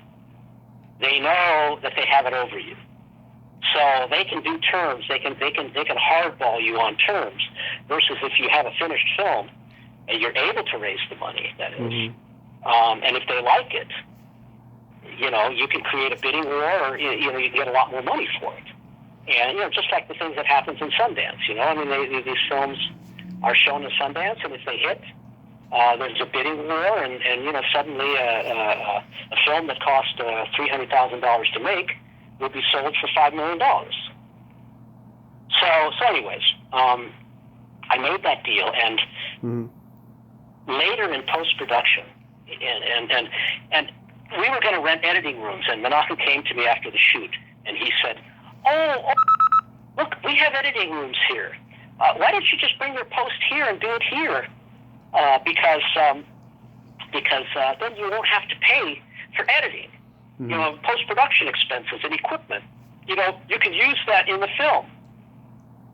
I fell for that one too, because later they charged those expenses as distribution expenses toward to the film, and we wound up paying like 10 times more, or deducted from the revenue, than we would have paid if I had rented the equipment in a room by myself.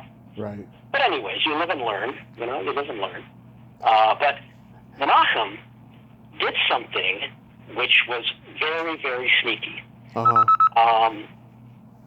Menachem would come into the editing room at night, since after I would be there all day with Ted, and he would come into the editing room at night afterwards, and he would give Ted different directions on cutting the film. And, and then Ted says to me the next morning, Larry, I don't know what to do, because, when you leave, Menachem comes in here and plunks himself down next to me and tells me how to start editing the movie. And, we're in his offices, and I said, listen, you do what I tell you to do. He has no control. In our agreement, it was clear that there was no control, and that I had complete final cut in it. And when I did that, Menachem came to me angrily, because he says to me, you can't end the film that way. And I said, what the fuck are you talking about? What do you mean end the film that way? You can't kill off the leading characters. They can't die. Right. And I said, what do you mean? I said, no. And he said, well, we want to make sequels. If you kill them off, how can we make sequels? And I said, Menachem, I don't give a shit about making sequels. This is a story I want to tell, and it has a moral. Yeah. You don't get away with these kind of crimes scot-free like Charles Bronson. I know that's, people love that, but I'm trying to, even though this is an exploitation movie, I'm trying to make a point here And I said, this script, I gave this script to the investors. They invested in this script. Right. With this ending. And the cast and crew came onto this movie because this was the movie I'm making. And I literally had to kick him out of his own editing room in his office. And after that, we had a rocky relationship. Right. And but they screwed us. The story that I can tell, which I won't tell now because that's a day in itself, Mm-hmm. how they screwed us was outrageous. Yeah. I mean, I can just say that they and their the heads of their other departments were miraculous experts with whiteout and photocopying. And I'll leave it at that for the moment. Okay. Okay, perfect. Have you been interviewed by Austin Trunick? By any chance? On the cover, with the guy with the flamethrower. Yeah, the guy who wrote the books about Canon films. Was it about Canon films or was it about? No, what book? Tell me about Austin. He write. Yeah, he wrote 2 books about Canon films. I think it was called The Ultimate Guide to Canon or something. And was it the Go-Go Boys or something like that, or Canon a Go-Go or something like? Something like that. I don't know what the second one's called yet, but yeah, I've had him on the show. He's a good guy. You know what's really interesting? I have to tell you, several people. I mean, a lot of people. Yeah. Came up to me after that book that came out and said, "Why weren't you interviewed?" Oh, okay. I mean, you're a huge part of the Canon story. Yeah, you didn't want to be negative, right?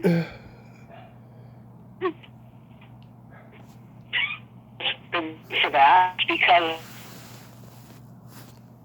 Hello? the only producers who took a lawsuit against Canon all the way through trial and jury. They cheated us like you wouldn't believe. And so we filed lawsuits against them for various reasons, for accounting, for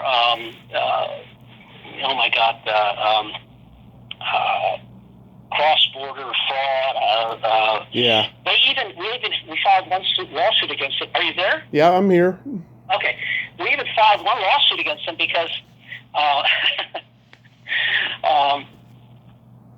Malcolm called me one day after the film was finished and released, and he said to me, Larry,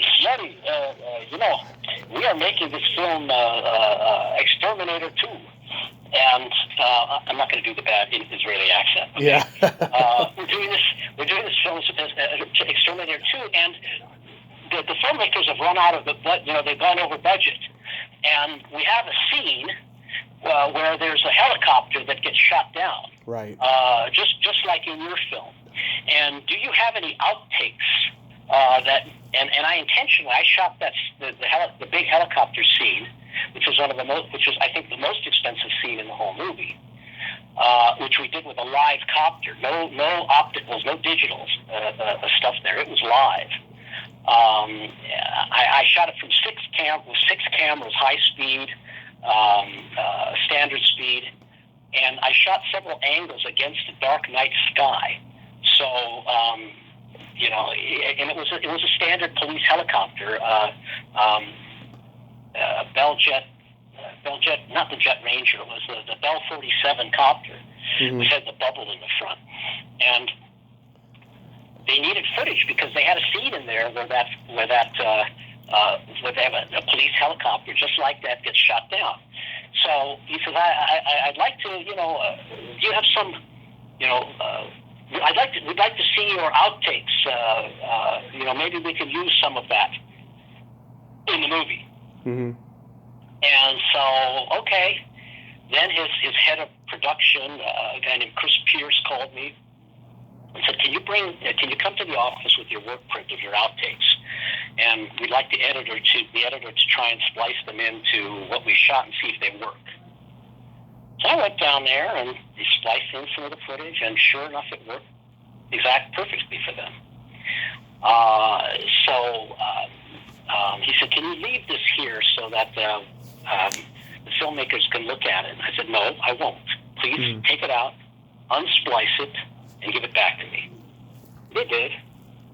So then he calls me the next day and he says, so what do you want for it? How much do you want for licensing that footage?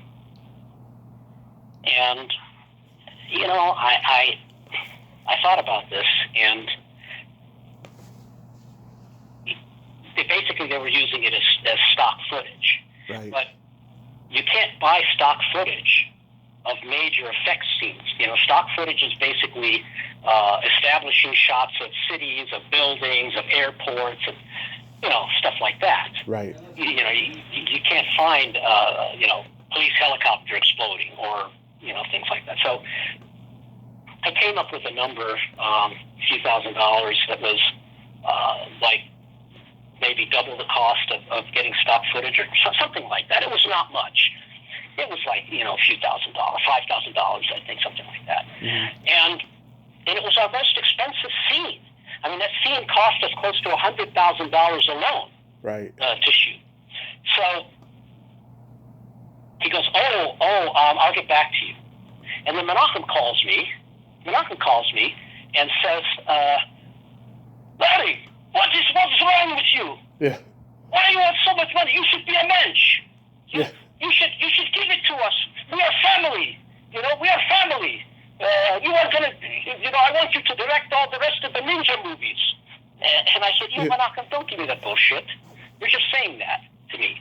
Direct all the ninja movies. So you're gonna take it away from Shmulik, from Sam Furstenberg? Is that what you're gonna do? Yeah. So don't give me that bullshit.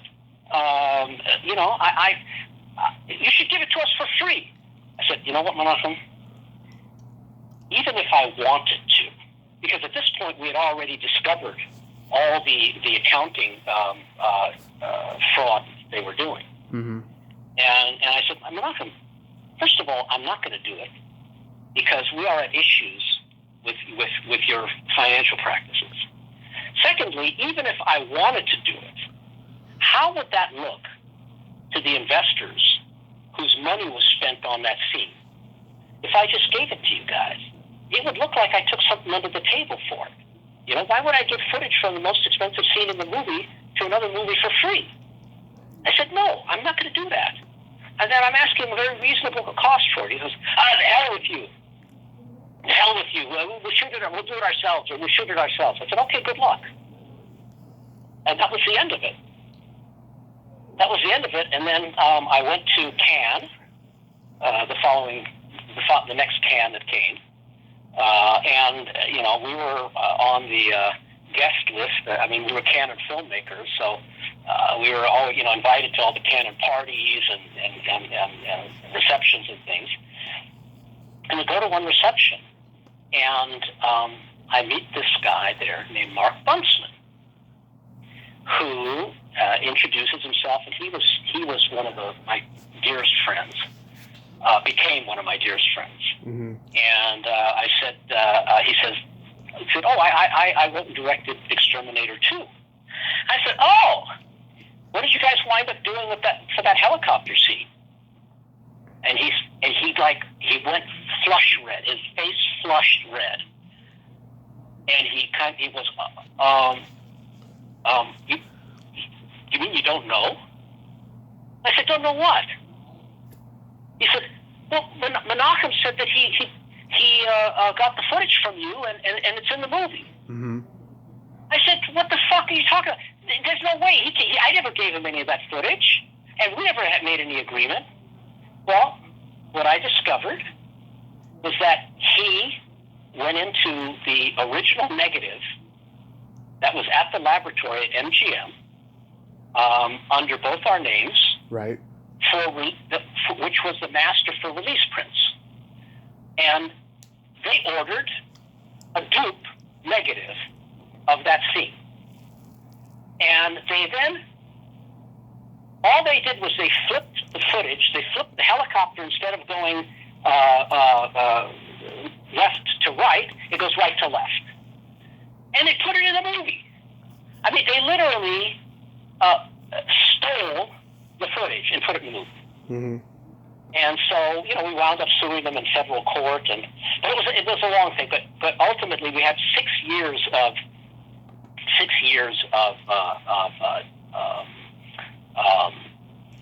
litigation, which ended in a 6-week jury trial. Mm-hmm. And every other case against them was settled almost at the last minute, mm-hmm. And never went to trial. We were the only ones. And I had all sorts of people. I had a group. We created a group, which included Bo Derek and her husband John, right, and a lot of the filmmakers. Tony Giannini, I think, who did the. Yeah. So, anyways, so I'm very surprised that I was not interviewed, because this stuff was very public. It was in the papers. Yeah. And because we had free access to Canon's offices while we were doing the whole post of the movie. Everybody there, nobody knew the real, all the employees and stuff. They didn't know the relationship that we had. They thought they considered us a Canon movie, right? Which we weren't. We were a Canon pickup. But people told us things, and I have to say, I'll just say this, that mm-hmm. They were very, very sloppy with their records. Uh-huh. Things that they left in the copy room, all sorts of things. Which, if I hadn't come across that stuff, that was like the smoking gun stuff. I mean, we came across records and things that were completely fraudulent, and ultimately, we were one of the key. I was one of the key witnesses in the SEC's trial against Canon for stock, or what do you call it, securities regulations fraud. Interesting. Because what they did was they were reporting one figure of revenue mm-hmm. to producers, and at the same time, for the same movie, they were tripling that, inflating it hugely for the records they gave to the brokerage companies to get, to sell stock, to sell stock. And that's how they raised their monies. Mm-hmm. And the SEC was getting wind of it, and then they found out about what we were doing. Right. And they called me in and asked me to provide all the records and everything. They said, do you want us to give a subpoena for your records? I said, no, you don't need to give me a subpoena. I'll gladly bring it into you. And they go, no, we're going to give you a subpoena just so that it doesn't look like you're volunteering. Mm-hmm. But again, I'm just surprised that Austin did not come to me at all, because there's a whole side of the Canon story that he missed. I don't know. I was just curious. That's all. So what do you got going on these days? Well, I have been working actually with, I have a deal with David Gregory and Severn, actually. They will be putting out special edition Blu-ray releases of Don't Go Near the Park and Young Warriors, and most likely we're discussing Skycopter and NightForce now. I've worked on there's a partner of David's who has another company called Vinegar Syndrome, and I worked with them for a while, putting out the DVD of Malibu High, and now I'm on to the other ones, and we jumped into Young Warriors. We're almost done with remastering and doing we already did the commentaries and special stuff.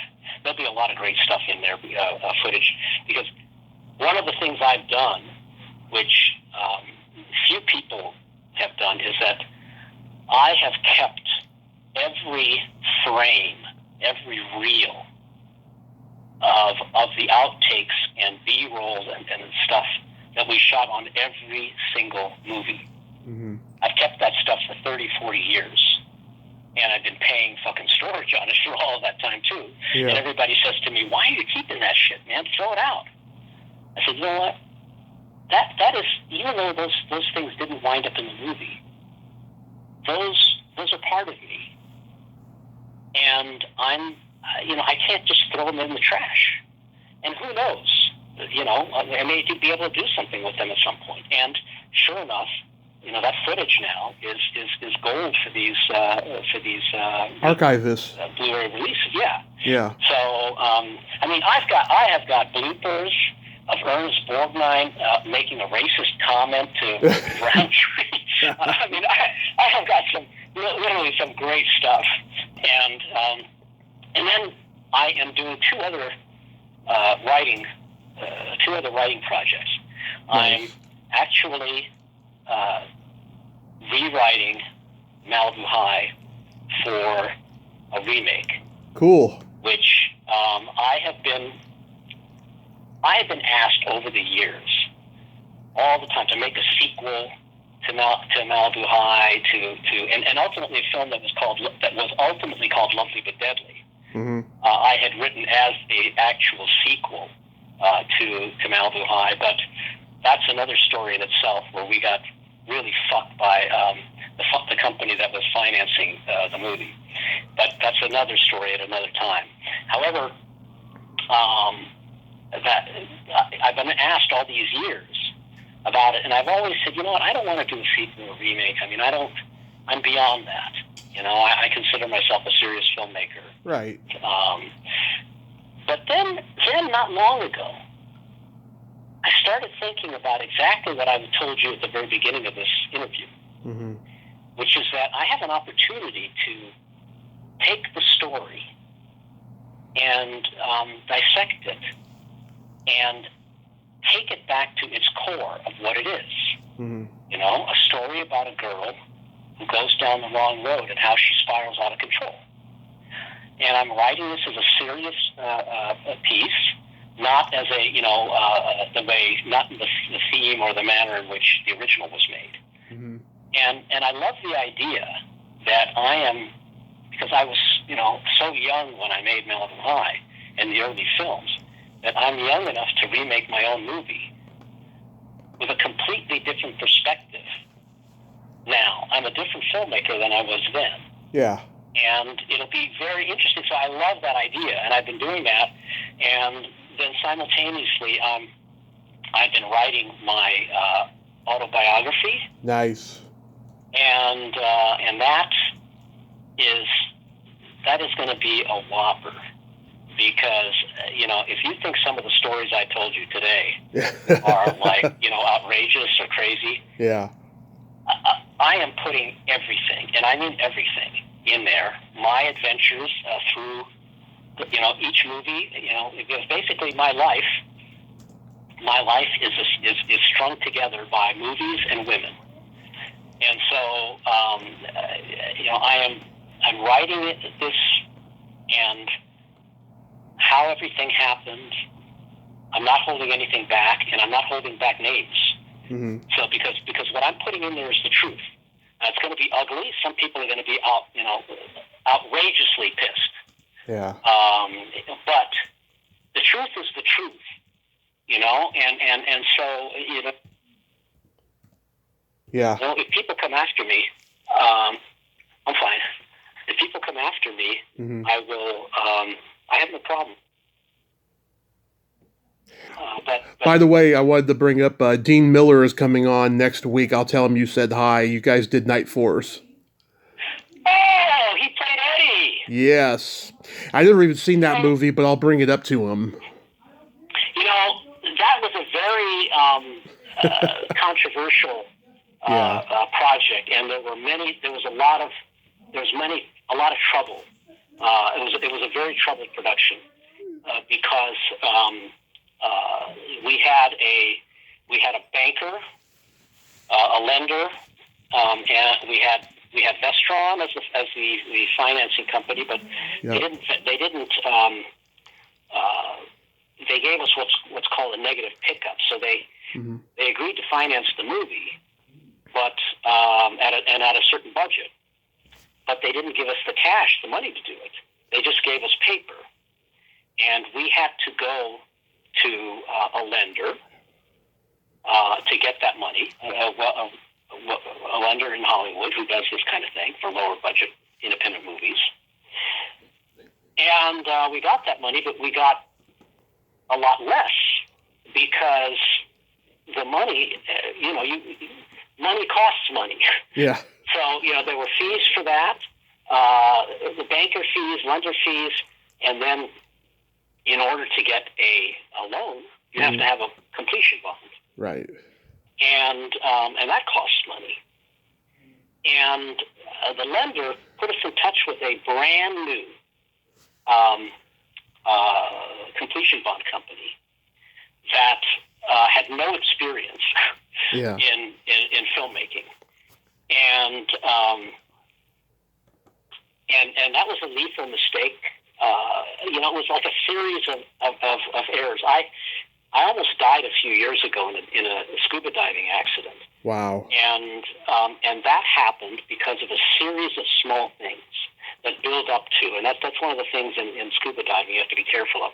Even the smallest thing, you can't overlook the smallest things. Mm-hmm. And here there were a series of things. We had Vestron, who I went back to and said, "Look, we gave you the honest budget to make the movie, and now it's going to because you didn't finance the movie. Yeah. We have to get these things, and these things cost money, and it severely takes money out of the budget. So you guys got to give us that difference for that money." And they said, "No, this is the budget you presented to us, and you have to make the same movie that you presented to us." I said, "But I'm going to have to make changes in the movie if I'm going to do it." "No, you can't do that because this is the script we approved, and so you can't do it." So we went forward, already in a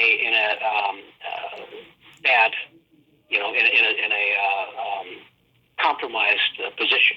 Mm-hmm. And then, sure enough, things happened. We were a few weeks before filming, and we were shooting a lot of the film up on up on Newhall Ranch behind Magic Mountain, and there were torrential rains, and it completely destroyed. We had built Central American villages and things. All the sets were destroyed, Mm-hmm. and we had to. The bond company wouldn't allow us to postpone, Right. to rebuild. We had to keep going because if we postponed, it would cost them money because they would have to pay the interest that the loan was carrying every day that that money was out. Mm-hmm. It had a certain amount of interest. So they forced us to start shooting prematurely, handicapped, and we were shooting the movie where we were in gaiters in between ankle and knee-high mud at times doing that. And, I mean, it was just a series of things, and they were forcing me to do things. I refused to do certain things, and then they wanted me to change things Right. to make the budget less. I refused to do so. And then I walked.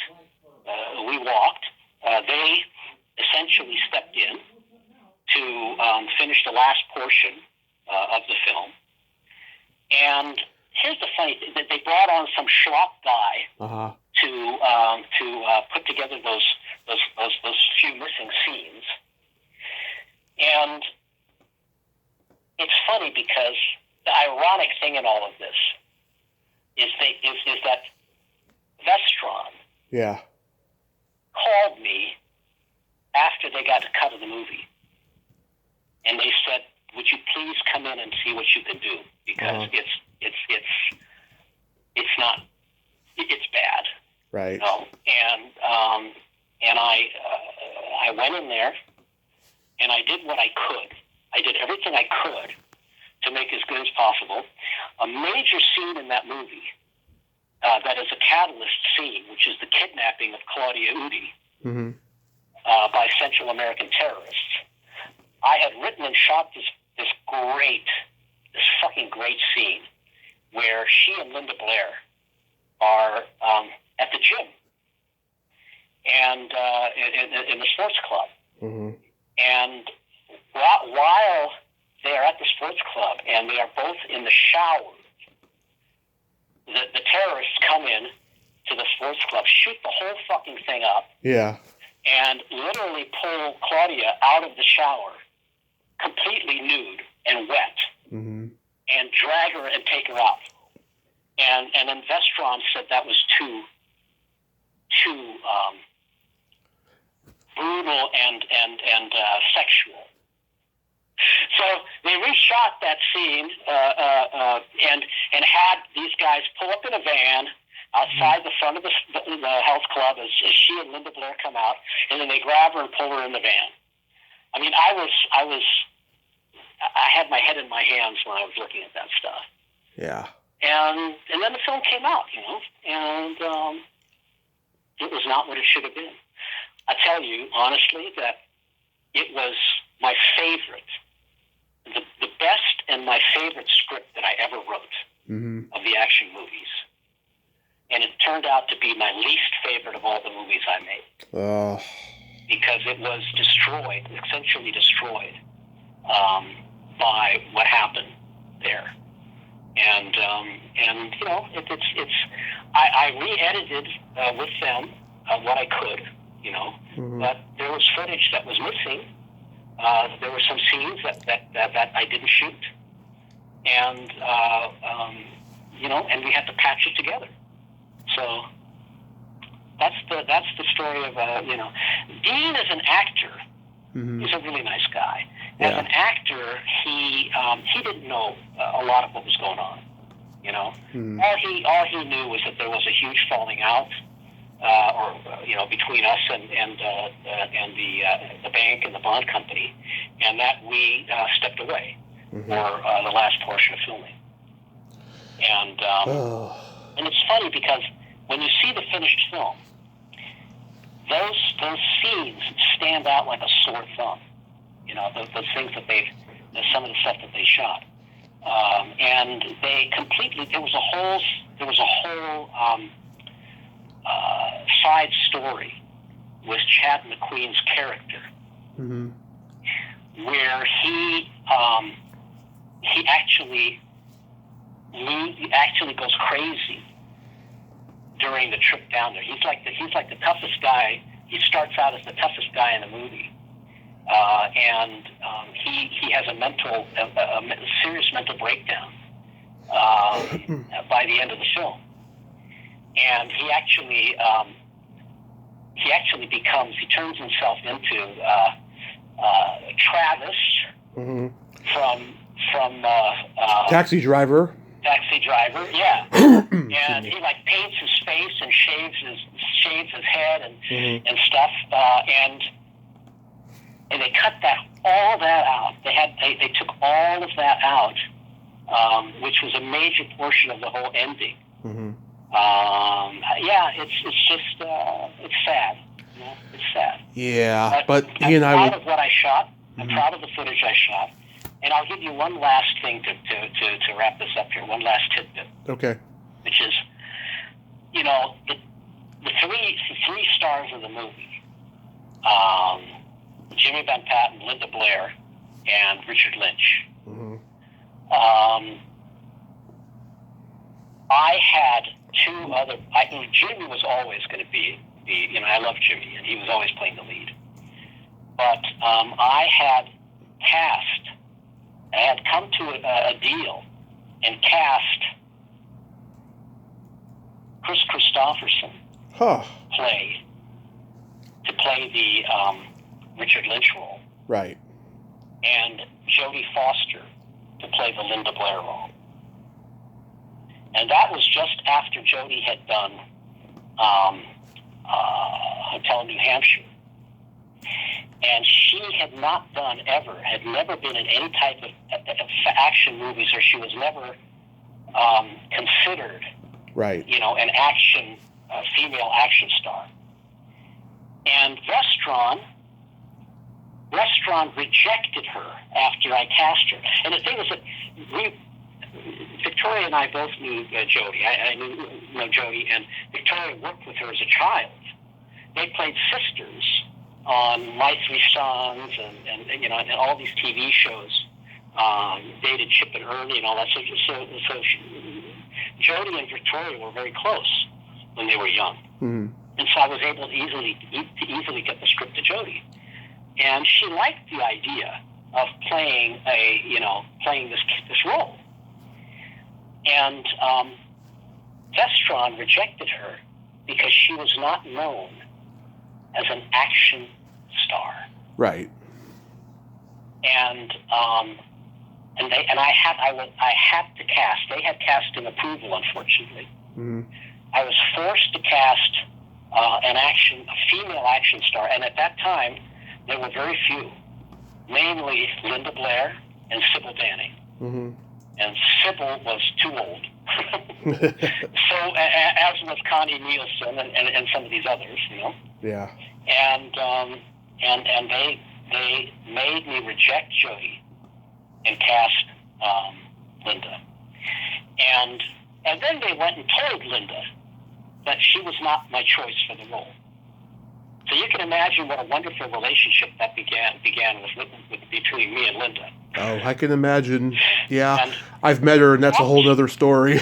And Chris, did she talk about NightForce? No, we just met at a convention, and she was really rude, and I don't want to get into that story. But I will not tell you. I will not tell you things about Linda. Yeah. Now, and Richard and Chris Christopherson, they rejected because he wanted $250,000 to play the role. That sounds about right. They didn't want to spend that much. They got Richard for less than half that. Mm-hmm. And I told them, I said, "Are you out of your fucking mind?" Yeah. Because Christopherson has a huge following. I mean, he did Convoy, and he did that. You know, I mean, all those films that he did, Pat Garrett, right, and everything. And he's great for this role. And Jodie will make this movie a step above. Nope. Nope. There was a moron who was head of production at Vestron. Mm-hmm. Who I told to his face, "You're a fucking moron." Anyways, there we go, my friends. I enjoyed this time with you. I'm happy, and I see that you have you have people that come back at various times. I would enjoy coming back and giving you more stories at another time. That would be great. Maybe when your book comes out. Yeah, and so I enjoyed this time with you, and I'm happy to All right, well, Tommy, it was I enjoyed speaking with you, and I hope that your audience, your listeners, enjoyed this. And next time you should have people call in. That would be fun. Yeah. That would be fun. So, anyway, Lawrence, thank you, Tommy, and I look forward to speaking with you again. Lawrence, once again, thank you so much. Have a great night and be safe.